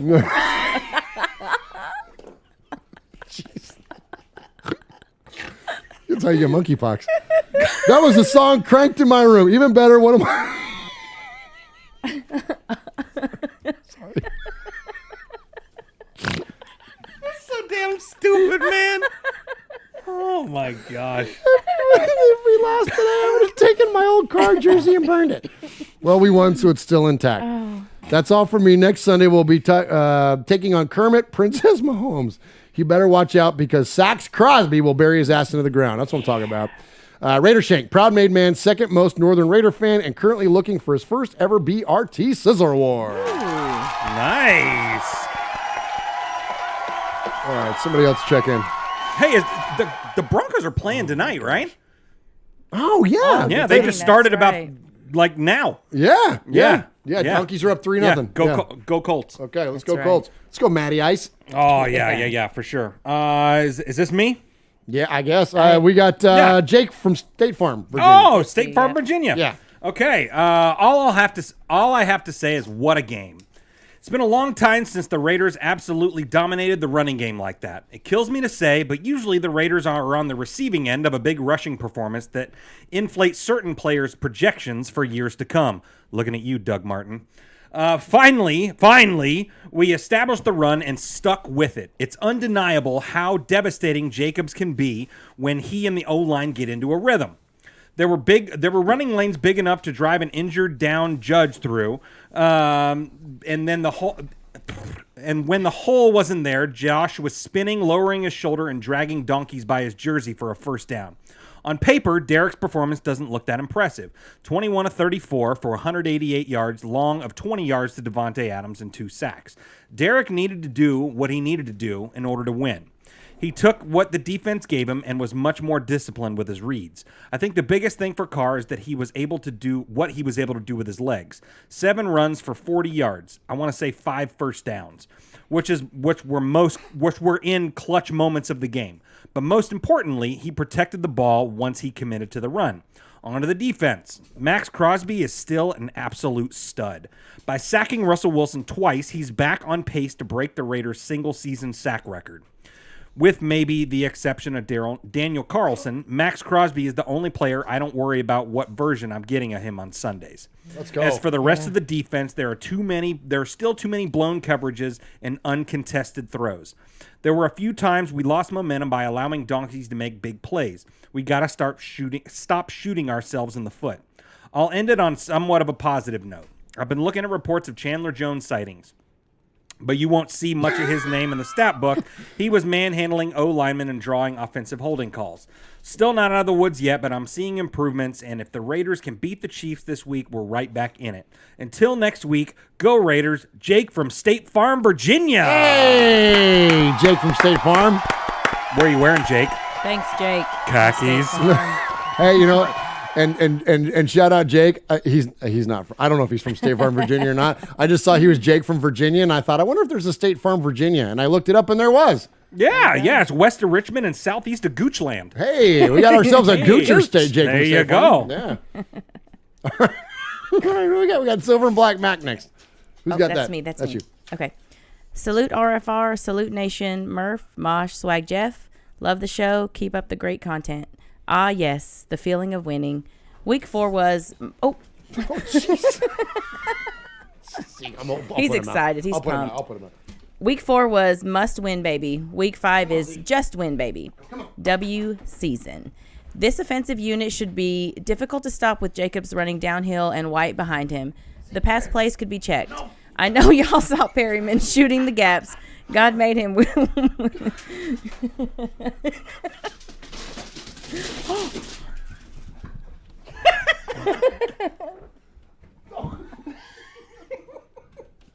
It's good. We're good. Gosh. Everything's good. Are we good? Okay. We'll be all right. Okay. I'm gonna do that sentence He gonna again. break that damn This door down. offensive unit should be difficult to stop with Jacobs running downhill and White behind him. The pass plays could be checked. I know y'all saw Perryman shooting the gaps. God made him with next level speed. Unfortunately, he left with a concussion. Proud of Meek's will to compete. Proof they made football players in all shapes and sizes. On to Big Red versus Lil Visor. Let's keep being aggressive and attack. Keep pounding, putting them on their backs. A sighting of Jones would be nice, not just Max. Hobbs pick 6, not giving Darlene any slack. I won't be in KC, but will be watching in all black. A solid recovery during the bye week to get healthy and the season back on track. Salute, Silver and Black Mac. Hey, nice. Appreciate you, Silver and Black Mac. I like that. All right, Swag Jeff, we got 2 more to get to. Yeah, I think Michelle's back Okay, up. yeah, that's okay. me. It's All okay. right, all right. Guys, this is a long one. Do you see this? Okay, all right. Y'all get ready. We'll Here put we the go. attack dog here in the back. So you Okay. yeah. Here we go. Start to finish, no mistakes. Dear Murph, Mosh, and Swaggy J, just wanted to check in with the nation after a much-needed win. This team is the mirror image of my golf game. Start with a double bogey, then a par, then a triple bogey, etc. At the end of the round, I'm usually drowning my bipolar-like sorrows with multiple libations, just like the first 3 weeks of the season. But every once in a while, I actually put together a round without crapping the bed with mistake after mistake. That's what the Raiders did last Sunday. They played mostly mistake-free football, and the results was positive. Imagine that. What have we as fans been going crazy over for the past 2 decades? The fact that the Raiders are always beating themselves. Sunday, we saw them sit back and let other teams beat themselves. Nice. As a 43-year fan of the Raiders, I would like to take a minute to express my appreciation to Mark Davis for hiring Jason Horowitz as the new voice of the Raiders. Wow. I have a ton of respect for the Hall of Fame career that Brent Musburger has had. He has those iconic pipes, and he's done it for decades, but let's be honest, he was always just going to be a bridge to the next voice. Musburger was always a TV guy, and it really held back the radio call. Horowitz's clear calls take me back to the days of Greg Papa when I could visualize everything happening just by listening to the call. It's wonderful. Jason's call on the Robertson scoop and score is already in the running for Best Raider Call of the Year. Add in the call on Jacob's 43-yard run, and we are talking pure joy for all Raider Nation. I also appreciate that Jason is not rushing to try and come up with a catchphrase, but letting it come naturally. It just sounds great. Now it's on to Monday night as the Raiders travel to the insertion point of America's enema. I'm not stupid enough to be expecting a win, but stranger things have happened. In fact, less than 2 years ago it happened. The Chefs definitely looking strong last week, but a little context is needed. The Bucs barely practiced due to the hurricane situation, and it showed. Plus, Tampa has an atrocious O-line, and it showed. The Chefs are the best team in the West right now, but it's not like they don't have any pockmarks. They could easily be 2-2 if not for a 99-yard interception return against the Powder Blues. I think the Raiders are closer to the Chiefs than the majority believe, but I'm also not getting my hopes up because I've seen the effect that the House of Horrors Arrowhead Stadium can be when Andy, the Keebler elf, who's been exposed to radiation, calls play after play directly at Jonathan Abram. I would love nothing more than to see a heavy dose of Josh Jacobs all Monday night long, ending in a hard-fought victory for the Silver and Black, and thus sending Andy back to his second job as the Yellow M&M. Lastly, I would like to weigh in on Tom Brady. Raider Nation, this is where we as a group must show class and dignity. It's way too easy to pile on someone famous when it looks like they are spiraling, and with the recent news that he and Giselle may be headed for a divorce, I'm sure everybody is going to pile on. Look, I have been wanting this guy to just go away for years. I have wanted him to fail on the football field as much as I've wanted Andy Reid to get waterboarded with ketchup. But this is different. I hate seeing a man's personal life erode and disintegrate in the public eye. It just shows you that even though the media continues to push the idea that money and fame are what brings happiness, nothing is further from the truth. I'll take my incredible wife of 28 years, our 2 awesome kids, my $60,000 income, and my 1 Sizzler award over what TB12 is going through. Oh, true. Yeah. There is so much demanded of athletes that there is no way that family responsibilities won't get neglected as a trade-off for money and fame. Unfortunately, we are probably seeing that come to fruition with Brady right now. As a final thought, just thinking about this, most of us as anonymous fans are happier in life than most football players in the world right now. Appreciate it. JJ Raider. 26. Oh, nice job, JJ Raider. Solid. Yeah, I mentioned a little while ago, man. Like, there's humanity involved here. You know what I mean? And like, look, Totally. as someone who's gone through a divorce, and when you break up a family, like it's not pretty. It's an ugly thing to have to go through. And I'm a child of divorce. Like, I mean, it's like and on a public stage like that. That's got to be. You know what I mean? So if anything, I would say Raider Nation. Like, I know that we all hate Tom Brady and all that kind of stuff, but let's try to remain a little, reserved and have a little bit of couth around this thing. Because again, but also acknowledge that the choices that you make create the situations that you're in, because he had retired, and she probably thought her husband was going to be home, and then he chose something over something else. These are consequences from the choices that he made. So, I mean, that's all I have to say about that. Excellent. Respect. Much respect. Yeah, respect. Evening all. Hope everybody's well. It's Chiefs week, so this email will get heavy. But first things first. That was a good Sunday, wasn't it? And who doesn't love a weekend of donkey whoop ass? Over the past few days, I've read and heard where some had said that it wasn't a perfect game, but I suppose it was a win. Well, I've got to be honest, I haven't seen many perfect games from any team over the years. Good, yes, but not perfect. The only Raiders game that springs to mind that was close to perfect to 100% was Super Bowl 18. All that mattered was winning the game. There was always going to be things to improve, but going 0-4 wasn't an option, so we had to win, whatever it took. As it turned out, I thought we played pretty well across the board. There were lots of positives to take from the game, so we should focus on those. Personally, it was my first good night's sleep I've had since January. I'd like to welcome back the running game. It was great to see you, old friend. It's been too long. Please stick around a little while longer. It seemed to be a different vibe around the players this week. One thing that alarmed me recently was when Murph said to Scott Gilbranson and Evan Grote that there was no team spirit on the sideline at the Titans game. Thankfully, that seemed to change on Sunday. Maybe the team-only meetings should become a regular thing.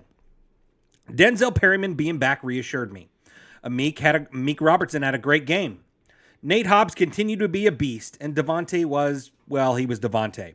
My new hero, though, is Mac Hollins. His energy and performances are infectious, and the dude is great to watch.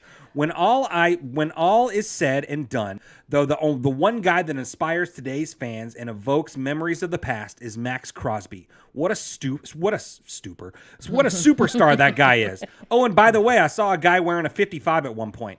No, honestly, I did. It was a bit nervy. It must have been a Matt Millen throwback. Oh, yeah, there you go. It was a bit nervy towards the end, and when they reduced the lead to 2 points, deja vu kicked in a little bit, gosh, and I was waiting for a cheap 3-and-out from us, but we did the right things and closed out the game.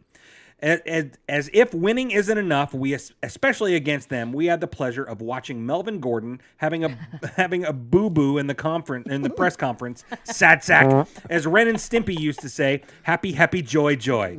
Yeah, so now it's on to Kansas Shitty. That's what he put. That wasn't, yeah. The city where the flag is a family tree with one branch on it. The town song is a dueling banjos from Deliverance, a town where they worship a fat-assed frog and his ludicrous hangers on. And if you have more than one tooth, you can become a model. To add to that, they have a coach with a colon the size of a hot air balloon. Big fat fatty. Jeez. Has anyone else seen The Meaning of Life by Monty Python? Yes. There's a character in that called Mr. Creosote or Creosi. Is that right? Huge fellow with an enormous appetite that explodes at the end of the sketch. Try watching that again now without thinking of Andy Reid. I hate the Chiefs so much. I've hated them when they were nothing, and I hate them now. Some say hate is too strong of a word. I say it's not strong enough. I struggle to put my words for my dislike to them, so I'll put it like this. If I came across one of them on fire, I'd toast some marshmallows. We know how tough it's going to be on Monday. Very loud, and they're still the team to beat in the division. So we need to be aggressive from kickoff and smack them in the mouth first. Hey, let's go. There you go. I don't care about Kermit as much as I do Travis Kelce. We've never been able to stop that clown, and it's hard enough to play against him without making things harder for ourselves. So no mistakes, please. Saying that I'd take a couple of well-judged penalties to see Kermit slammed into the dirt a few times. It's a theme. Yeah, there you go. If I had the opportunity to speak to Coach McDaniels before Monday night, I'd plead with him to not overthink things. Don't be too clever. Just work on improving last Sunday's game. None of the soft zone rubbish that we saw in the first half of the Titans game when we tried to just contain Derrick Henry. And for the love of God, start being more productive in the red zone. It can't be as difficult as we're making it look. We need touchdowns, not field goals, especially against them. 30-plus points is a minimum. I have no score prediction of the game. I just hope that we play hard and don't make mistakes. Run the ball, control the clock, and keep that dorky Muppet idiot off the field as much as possible, preferably in the blue tent. The views of this email are mine and mine alone. So if any Chiefs fans take offense to anything Murph says, you can give him my address and we can have a little chat. And that's if your career allows you out. Stay safe, RFR family. Love you, Raider Nation. His Lordship, the Royal Scribe, Paul Edgerton, Shropshire, Mississippi, Pauly Award winner 2019 and 2022, Boggy Glasses Award winner 2020, BRT Sizzler scorekeeper, proud made man, five-time +1 winner of the Raiders Fan Radio BRT Sizzler Award. Nice job, Paul. Good job, Paul. Paul.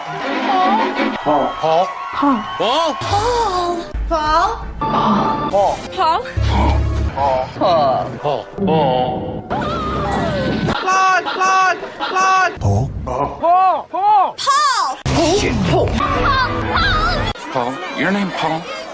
Paul. I met him with Paul. Who? Paul. Paul, yes, Paul. Paul's not here. Hey, Paul. Paul. Hi. I'm Paul. Yeah, you are. We appreciate you, Paul, ending off our email segment each and every week. I forgot I gave him a Sizzler last week. Yeah, so here's what I'm going to lobby for. Okay. So he's five-time, just because Booker T. Five-time, plus 5. Plus 4 right now. Yeah, well, yeah. So, yeah. So he gets one more Sizzler. So here's, I think that he should get one no matter what this week, even if you split it up amongst multiple people. That way he could be five-time times 2. Oh. You see, yeah. Okay. We might need to go there. Okay, maybe. We'll see. Franklin says, Paul, +1, +1, 5 times. Pretty much. Pretty much, yeah. All right, let's go ahead and jump into the Sea of Fans. We've got quite a few voicemails to get to tonight. We're already running late on time. We had a 3-hour show last week. We're not doing 3 hours tonight, but we might go 2.5. So you guys good to hang in there? All right, so here we go. Let's kick it off, as always, with the man that is the leader of the made men and the made women, because every crew needs a captain. And if you call the show 3 times and leave a voicemail, or you email an indefinite amount of times, we will refer to you as a made man or a made woman. And again, the leader of that crew is our good friend. He is Aaron the Q-Dog Raider, and we call him the Capo. Greetings, Don America. Sick Larry Moss, on the boss, Sonny, our Sergeant Arms, the Sizzler, Big Raider Trucker. And congratulations, by the way. Mojo from the Universe speaks from the Mean King, Swag Jeff, Wild Raiders, Chuck Spiderhead McCann, and the Negro Nation. On the Raider Raider Nation. The Las Vegas Raiders are now 1-3. That doesn't mean that everything's suddenly all right. It's hate week. Play the lead by Ving Rhames, if you would. Play the epic rant from Uncle Mosh. Put that on loop. The true measure of this team is looming on Monday.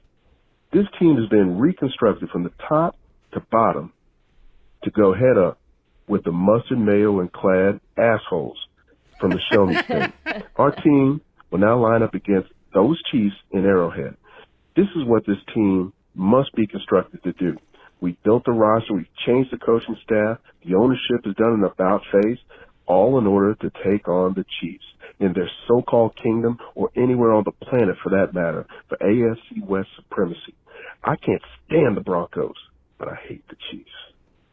There's nothing electric about a supercharger. I hate the Chiefs. Meth pipes risen, barbecue pork ribs and beef, and their tomahawk chopping fans with their dozens of teeth. Do I have to say it? I hate the damn Chiefs. Win for the nation, do it for the town. Raiders up, Chiefs down. Now, last show, I started, by saying that the Raiders don't really have to learn how to win, but Josh McDaniels does. And I'll be damned if he didn't get a clue. It's no coincidence that Josh, Jacobs led the team to victory by pounding the rock at a top-tier defense in order to solidify a victory to the tune of 144 yards, 2 touchdowns, and 28 carries, plus an additional 31 yards on 5 catches. JJ 28 didn't surpass 19 carries in any of the first 3 games of the season.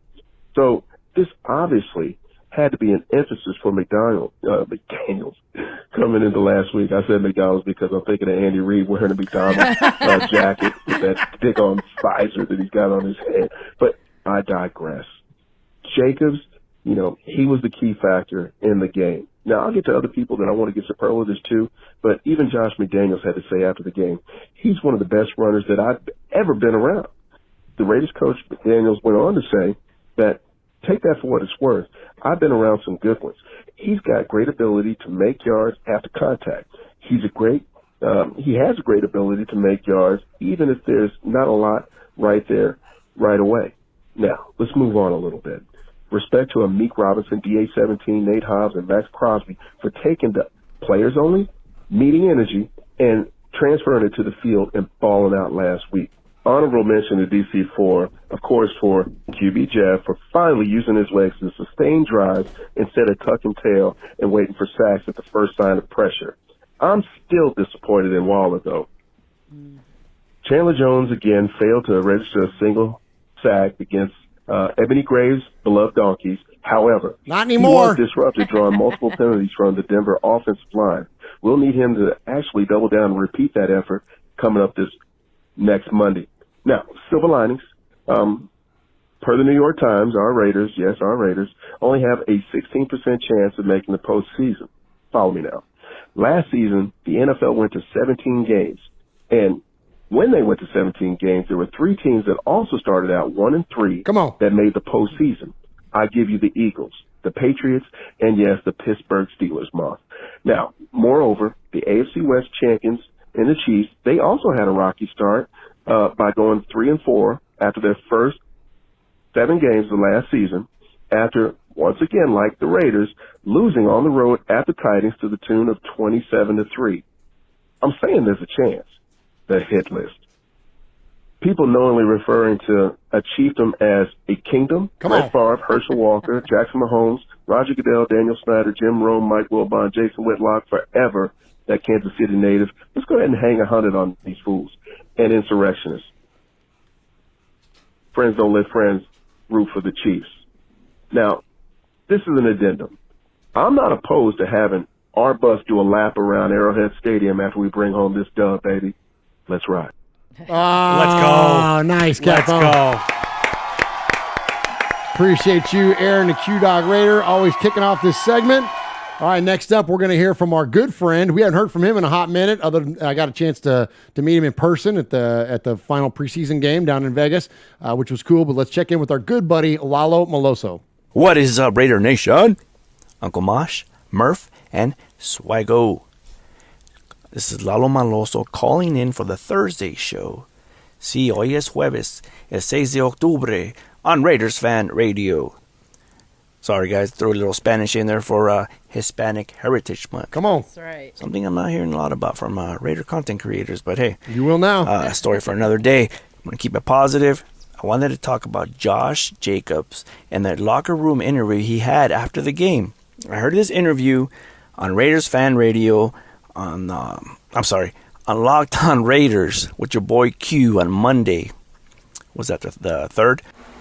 Now, if you're a huge Star Wars fan like myself and Uncle Mosh there, you might enjoy that what he had to say about attributing the win to his lucky socks. His lucky Darth Vader socks. Or as Al Davis would say, his Darth Vader socks. I know a lot of Raider Nation doesn't see the correlation between Star Wars and the Raiders. You know, the dark side, the Death Star, you know, Allegiant Stadium. All right, I'll stop boring you with that. If you're a Star Wars fan, it's really cool to hear. Want to give much respect to Amik Robertson. Now, as a man who's also vertically challenged and has heard dozens and hundreds of short man jokes. Thank you, Amik, for showing that My Little Pony fool, little Judy, that you weren't able to maybe reach as high as him. But hey, you didn't have to. You went right through him, which was more important. Going right through him and putting him on his you-know-what. All right, guys, thank you for taking my call. Murph, I hope you had a great time at your concert. And remember, wherever there is injustice, you will find Raiders Fan Radio. Wherever there is suffering, Raiders Fan Radio will be there. Wherever liberty is threatened, you will find Raiders Fan Radio. Hasta luego, my tres amigos. Peace. Oh, there he is. Lalo Respect, Meloso, man. dude. There you go, Lalo. So much respect. One of my favorite movies, The Three Amigos. Oh, my gosh. I know, right? That's so good. My Little Buttercup. But yeah, so thank you so very, very much for that call. And thank you for the call out there on Hispanic Heritage Month, which runs actually from the 15th to the 15th. Yep. It's September 15th to October 15th. Michelle, you have, you're half Mexican, Yep, right? that's Yes. right. My great-grandmother is Mexican, and I grew up in a predominantly Mexican neighborhood, and Jeff is all the way white. All the way white. 100%. But today he's Mexican adjacent because he's right next to me. Oh, there you go. There you nice, go. nice, There nice, you go. nice. Good stuff there. We appreciate you, Lalo Maloso, man. That was a great call out there, and great call, man. We appreciate you very, very much. All right. You're so damn stupid. Yes, I am. Man, you are 100%. You are, as Mosh would say, you are the eternal Caucasian. Yeah, and if you're wondering, all you got to do is go to TikTok and watch Swag Jeff dance.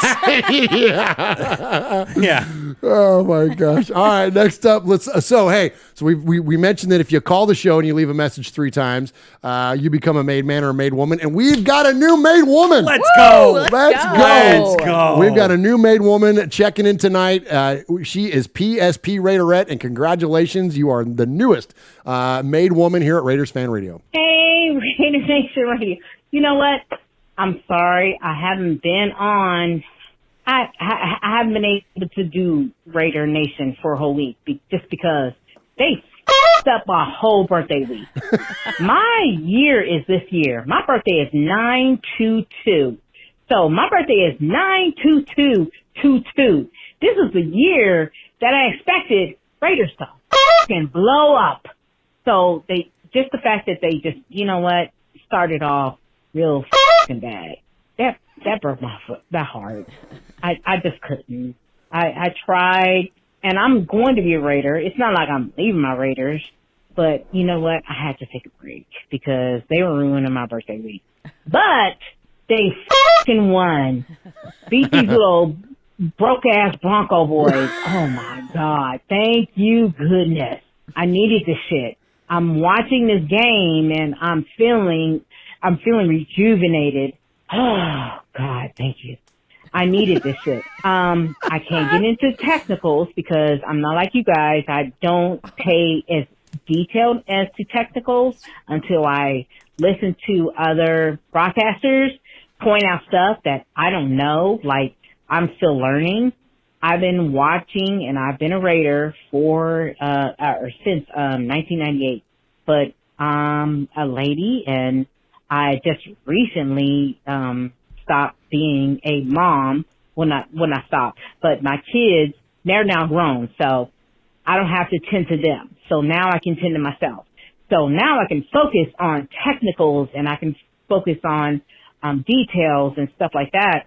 And I really appreciate your podcast because I learned so much. I'm learning so much that I did not realize I did not know. And just from being excited watching the game for years, I didn't know all the stuff that you guys pointed out. Uncle Murph, you are an god. You point out things that I did not realize I need to pay attention to. You didn't point out things that I did not know I needed to know. So I'm sorry. I haven't been a loyal fan. But I'm a Raider. Raider for life. My flag is flying on my car. Right. Whether if we lost or won, they're still flying on my car. Time ran out. Oh, no, I wasn't finished. No, I want to say thank you for welcoming me to your platform. I need to put a timer on. I know I need to put a timer on, so I'm it's okay. We'll give you grace. Actually getting what I want to say into the minutes. But I want to also say thank you to Paul. Paul is a shit. Paul has made me feel so welcome. Honestly, he makes me feel as welcome as you guys do because he actually comments on the comments that I make in the comments or the things that I post on my Twitter too. So, you know what? Thank you, Raider Nation, for welcoming me. Thank you for making me feel comfortable to come out here and voice my opinion. And thank you guys for welcoming me and making me feel like I can be confident enough to participate in your voicemails. And I hope to someday become a made woman. Well, you are made as of today. Day. Let's go, PSP. Let's go. Congratulations. Welcome to the table. That's right.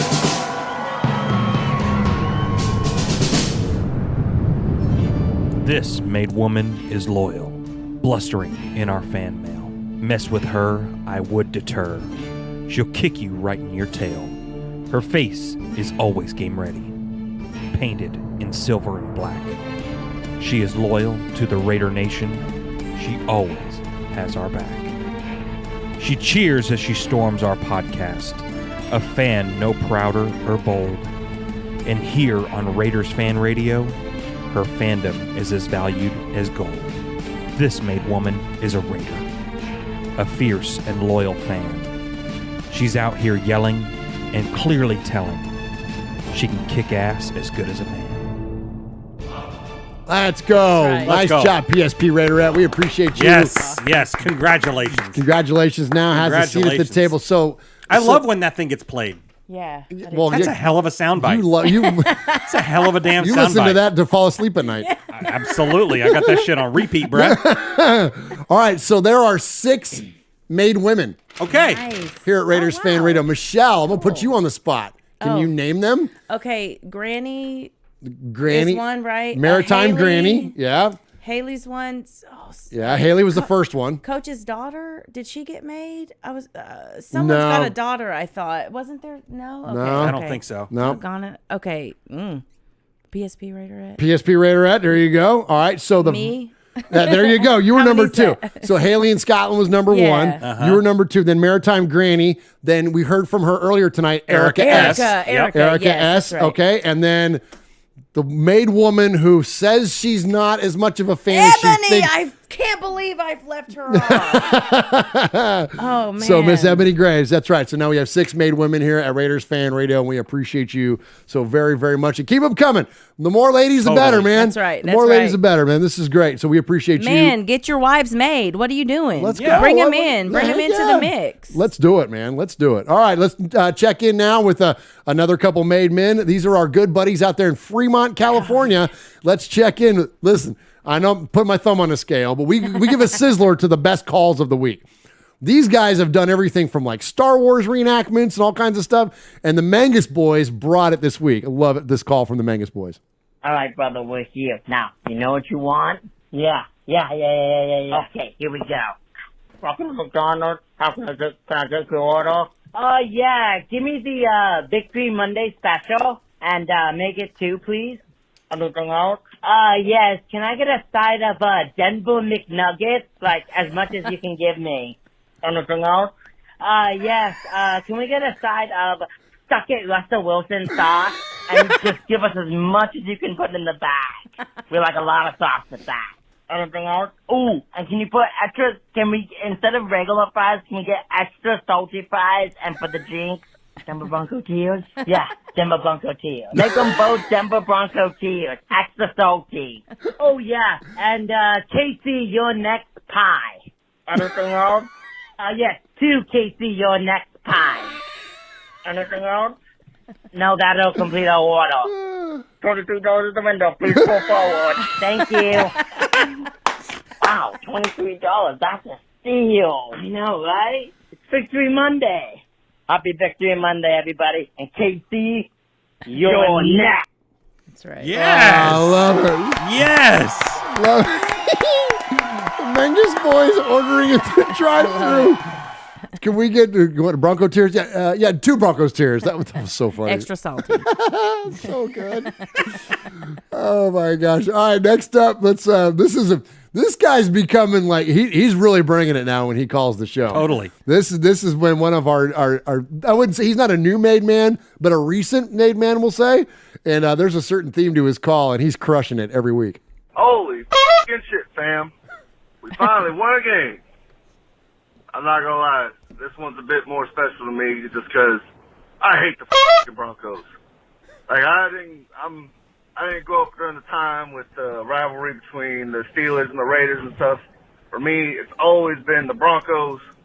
Can't f***ing stand those dudes. You know, I remember when we were in our down years. If we beat the Broncos, I didn't give a shit how the season went. I just wanted to beat the f***ing Broncos. And it was a f***ing pleasure to watch them beat them this week. And we did what we've all been yelling at. We ran the f***ing ball. Josh Jacobs was killing it. I don't give a shit that Carr had 0 touchdowns. I don't care that Devontae Adams didn't get a touchdown in this game. I care about win. That's all that matters. I mean, that's what you got to do. If they're trying to stop the pass, beat them with the run. They start to creep up and try to stop the run, beat them with the pass. I mean, it's a simple concept. I'm happy for the win, and we got the Chiefs next. If we pull this draw, we set ourselves up good going into the bye weeks. You know what it is. Man, Patrick Mahomes. Let's go. Let's go. Nice job, Josh, in the 703. All right, next up, we heard from our good friend down in Texas. We call him the Historian, and he is Houston Raiders Steve. Murph, Mosh, Swag Jeff, Nation, Houston Raiders Steve. Great win over the Broncos. Let me ride that donkey, donkey. Let me ride that donkey, donkey. Let me ride that donkey, donkey. Let me ride that donkey, donkey. Let me ride that donkey, donkey. Let me ride that donkey, donkey. Let me ride that donkey, donkey. Let me ride that donkey, donkey. Please. Please. Please. Oh, no. Broncos. We suck again. Hey, who wants to look like a creamsicle anyway? And what about that barrel guy? No, thank you. All I can say is great win. Raiders are back, baby. Goodbye. Oh, nice job, Houston Raiders Steve. We appreciate you. I love it when Houston Raiders Steve sings, man. You can't get it. Doesn't get any better than that. The commitment. It's what it's all about, right? Yep. All right, next up, let's check in with the next made person here on Raiders Fan Radio. He's the next made man, and we're going to go out to the 503 Northern California. Chico represent, I'm guessing Chico, Oroville, whatever up in there in that area of Northern California. And let's check in with our good friend. I think he's in the chat room tonight, and this is William up in the 530. And congratulations on becoming the next made man here at Raiders Fan Radio. Hey, what up, nation? This is your boy, William from 530. Just got off work, realized what day it was, gotta get my call in. Oh man, I'm so happy, I'm so relieved. I'm not getting my hopes up too high yet. Let's give it a couple weeks and we'll see where we're at before we start loading those expectations back on.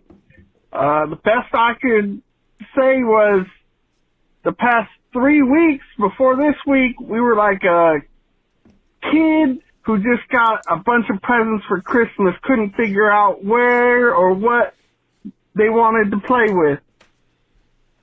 Took us a couple weeks, we got mellowed down, and we figured out stay simple and do what we've been saying to do. The whole nation's been saying, run the ball! Damn, was it that hard? Have you looked at the stats and our winning percentage when Jacobs gets 20-plus carries a game? Man. And I'm still frustrated as Chandler Jones out there doing his best John Cena impersonation every week. Man, I'm tired of not seeing you. Shut the f*** up. Man. Well, that's my call for this week. Have a good one, nation. Until next week. Peace. Oh, there he is. Awesome, man. Congratulations to our good buddy, William in the 530. You are the newest made man here at Raiders Fan Radio. You are a made man. You showed you are part of the family by participation. By chance, a man like yourself should make enemies, then they would become my enemies. Showing you are a friend of Raiders Fan Radio, you have leapt across the line. Friendship is everything. Friendship is more than talent. It is more than the government. It's almost equal to family. Be loyal. Made man, Raider fan. Someday, and that day may never come, I'll call upon you to do a service for me. But until that day, accept this as a gift. And don't ever forget, words can hurt more, but silence can break hearts. All right, William, you rock, man. Good job there on your call. We appreciate you, William, in the 530. And you know what? Like, that's what the show is all about. So if you're not sure you want to call the show, listen, you know the number. It's 909-345-3346. Just call, man. It doesn't have to be a perfect call. It doesn't have to be long. You don't have to do any big produced bits. You just call in, give us a quick take. Tell us why you're a Raider fan. Tell us why you love the Raiders. Tell us anything, man. But like Mosh says in there, it's all about participation. And that's what makes this thing so fun to do. And we appreciate everybody that's in the chat room tonight, everybody that called, and everybody that emailed, of course. These are my favorite nights. When multiple people get made in one night and stuff, that's just, I mean, because it's new people coming in, and we're growing this RFR family. It's such a cool thing, man. I love it. Absolutely. You know, and I was going to read all the made men and made women tonight, but since we're long, I won't get to it. But like, it's getting to be a long ass list. It's fantastic how many people have participated in this show over the years, and we appreciate you all so very, very much. And so congratulations to William and also PSP Raiderette tonight, the newest made folks here at Raiders Fan Radio. All right, next up, so speaking of produced bits, let's check in with our buddy T-Hom. Oh, he's always bringing it. Broncos country. Let's ride. What in the wide world of sports is going on here? Broncos country. Let's ride. Are we there yet? No. Are we there yet? No. Are we there yet? No. Are we there yet? No. Are we there yet? No. Are we there yet? No. Are we there yet? No. Are we there yet? No. Are we there yet? No. Are we there yet? No. Are we there yet? You little Broncos country. Let's ride. We're not going to make it. We're going to make it. No, we're not. I don't think we're going to make it. We're going to make it.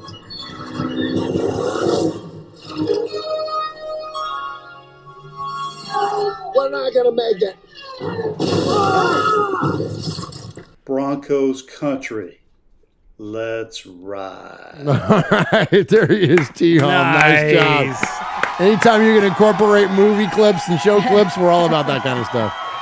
All right, next up, let's hear from our good buddy, the breaker of Mosh's chair.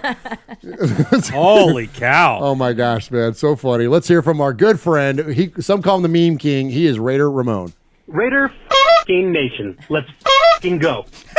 Okay, it's only one win, but all the right players showed up with that fire. We got DC yelling at mother. Josh Jacobs running mad. The defense was playing lit. It was good to see a sense of urgency, and special teams was live, too. Now, for Josh Jacobs, keep the boy the rock, and for the love of God, let the kid run it. Max Crosby is back to Mad Max in the Thunderdome. Sorry, I had a stroke. I slur and shit. And it looks like you got under everybody's asses. And if you remember the Tennessee Titans game, go back to RFR After Dark when Koppel was on. He called a big breakout game from Amik Robertson. So Q Stradamus strikes again. Let's f***ing get this Chiefs win. Please, for the love of f***ing God, let's f***ing go. Ah, there he is. Yes. Ramon. That's my freaking dude, man. That's our guy, man. He's the best.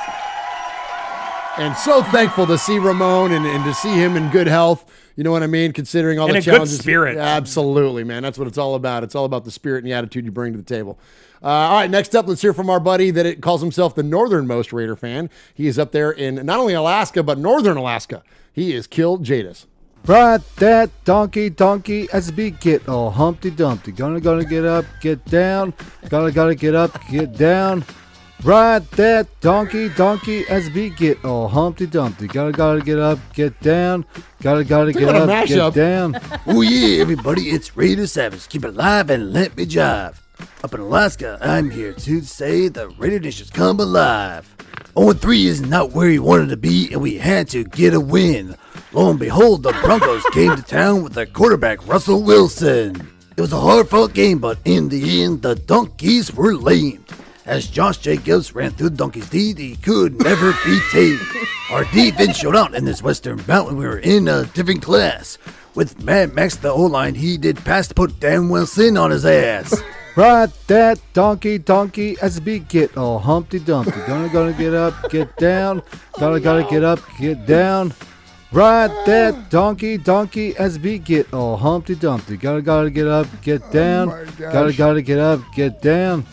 If you got beef Broncos, eat a pork chop. Once the Raiders got going, what's gonna stop? As Carr threw darts to his best friend Ernst, while the Broncos man says they drop. Smashed was Gordon's face as Harmon laid it on like Tiedemann Hayes. It was then Robertson scooped up the ball for a touchdown to change the pace. Derek Carr even ran the ball a few times to the joy of Raider Nation, and that run by Zamir White sealed the Broncos to their damnation. Sacks with some tackles for loss made the Broncos eat our grass, as man Max the whole line he passed to put Dan Wilson on his ass. Ride that donkey, SB, get all Humpty Dumpty. Gonna get up, get down. Gotta get up, get down. Ride that donkey, SB, get all Humpty Dumpty. Gotta get up, get down. Gotta get up, get down. Raider Nation, if you love your Raiders, say hey. Hey. To all those who love RFR, say ho. Oh. With Mirth doing his penitent thumb dance and Josh eating a cannoli. And Swagger bring the drip, cause you know that the crew is ready to freaking party. Cause ain't no party like a Raider Nation party, cause a Raider Nation party don't stop. So get the booze pouring down and don't be a clown and give the grill master his prop. Now that we got a win in the city of sin, don't let the foot off of the gas. Broncos country, let's ride cause the Raiders can buy to whip them fleas off that ass. Ride that donkey, SB, get all Humpty Dumpty. Gonna get up, get down. Gotta get up, get down. Ride that donkey, SB, get all Humpty Dumpty. Gotta get up, get down. Gotta get up, get down. Rest in peace, Coolio. And let's bring on the Chiefs. Ooh, yeah. Oh, my gosh. Let's go. Oh, my gosh. Yes, definitely. Rest in peace. Much respect. Yes. Oh, my gosh. That was, it's all about the commitment, Michelle. That was commitment. That really was commitment. I love the commitment. Yeah, you do. Yeah, you love that shit. I do. I really do. Yeah. I wonder how many takes it took him to do that. Because, I wonder how many times he got 3/4 of the way through that. And he's shit! Gotta start over. Do it again, Macho Man. From the top. You blew it. You blew it. Oh, no.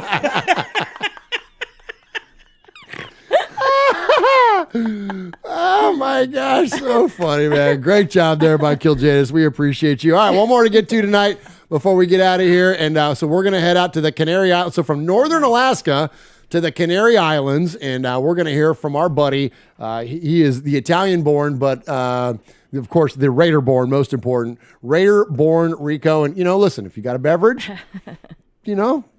pour it. You got candles? Light them. You got lights? Turn them down. You got incense? Burn it. What else, Jeff? I don't know. You got a shirt? Lose it. I don't know. I don't know. Do your thing. Do your thing, bro. All right, let's check in with You got blinds? Close them. There you go. There you go, Yeah, Michelle. that was much better than mine. Much better, Michelle. Oh, my gosh. Sure, lose it. Oh my gosh! All right, let's check in with our. Oh, it's so funny.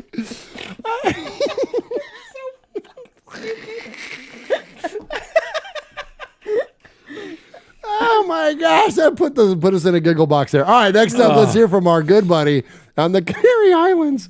The always shirtless Raider-born. I don't know that. Raider-born Rico.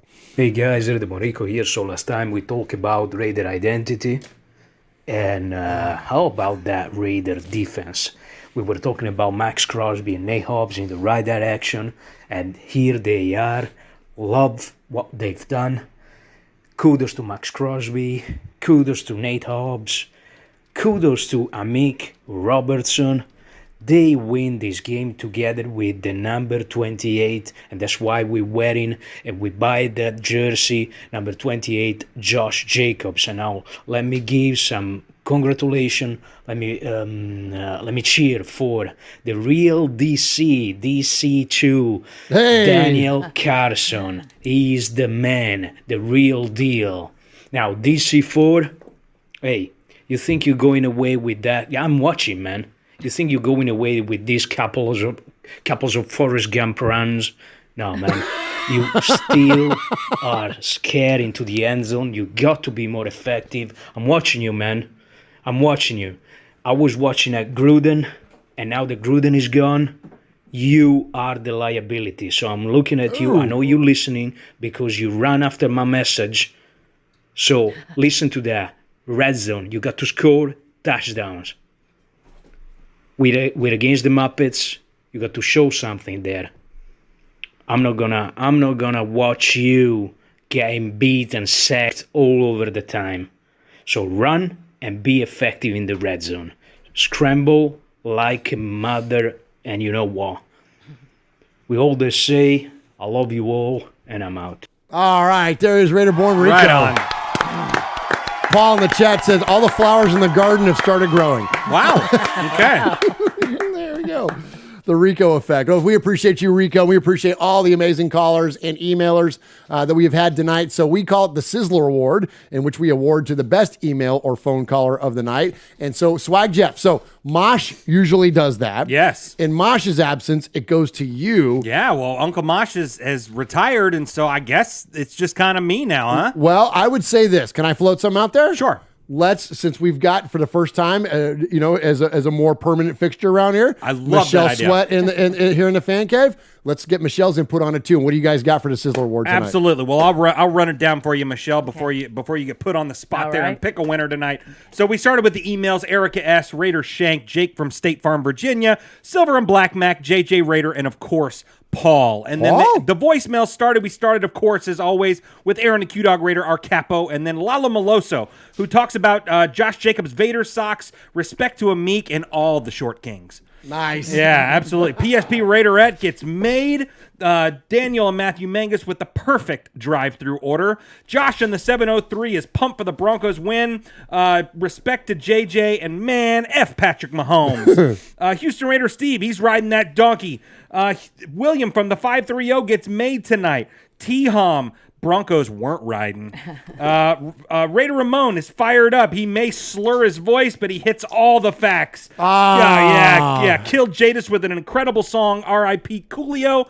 And Rico is fired up for the defense. Respect to Josh Jacobs, Max, Amik, and the real DC, Daniel Carlson. Oh, nice. Yes. Okay, this is hard. This is like It's hard, isn't it? When you're at home, like you're like, oh, it's easy. This is easy. But I've got two, so maybe you guys want to help me split it. Like there's It's two up that to I y'all. think Don't look at me. Just give I'm them both indecisive on this. the Mangus Paul, twins, you listening? The Mangus twins and Kill Jadis, like those two, I thought were okay. really good. There you go. So Daniel and Matthew Mangus and Kill Jadis, you all get a sizzler nice. tonight. I like that. That's good. That's hard. It's hard to get a winner. They're so good. Those are really good. Sizzler. Great job, Michelle. Great job. We are Metallica, and we are here for your Oakland Raiders! You know why we out here, and we ain't playing around today. From The Walking Dead to errant Jedi Knights, Raiders fans are a rogues gallery.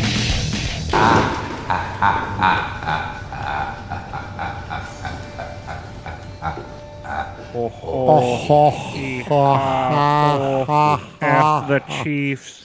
Hollins. Yikes.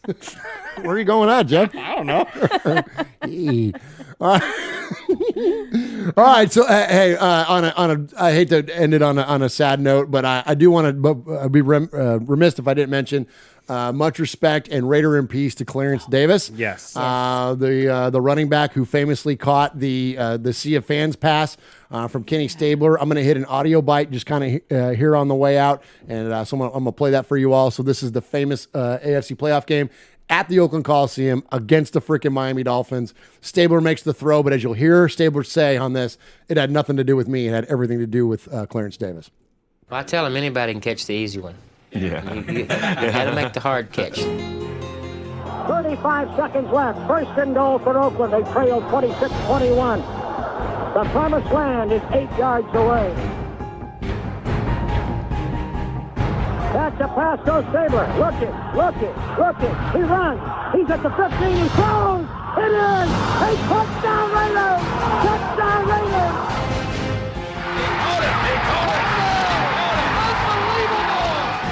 Clarence Davis made the play. I certainly didn't make the play. Vernon Herter hits me, and I get very little on the ball, and it's kind of a dime duck end-over-end deal. back into a sea of hands in the end zone. An exciting play that'll be relived because of Clarence's effort.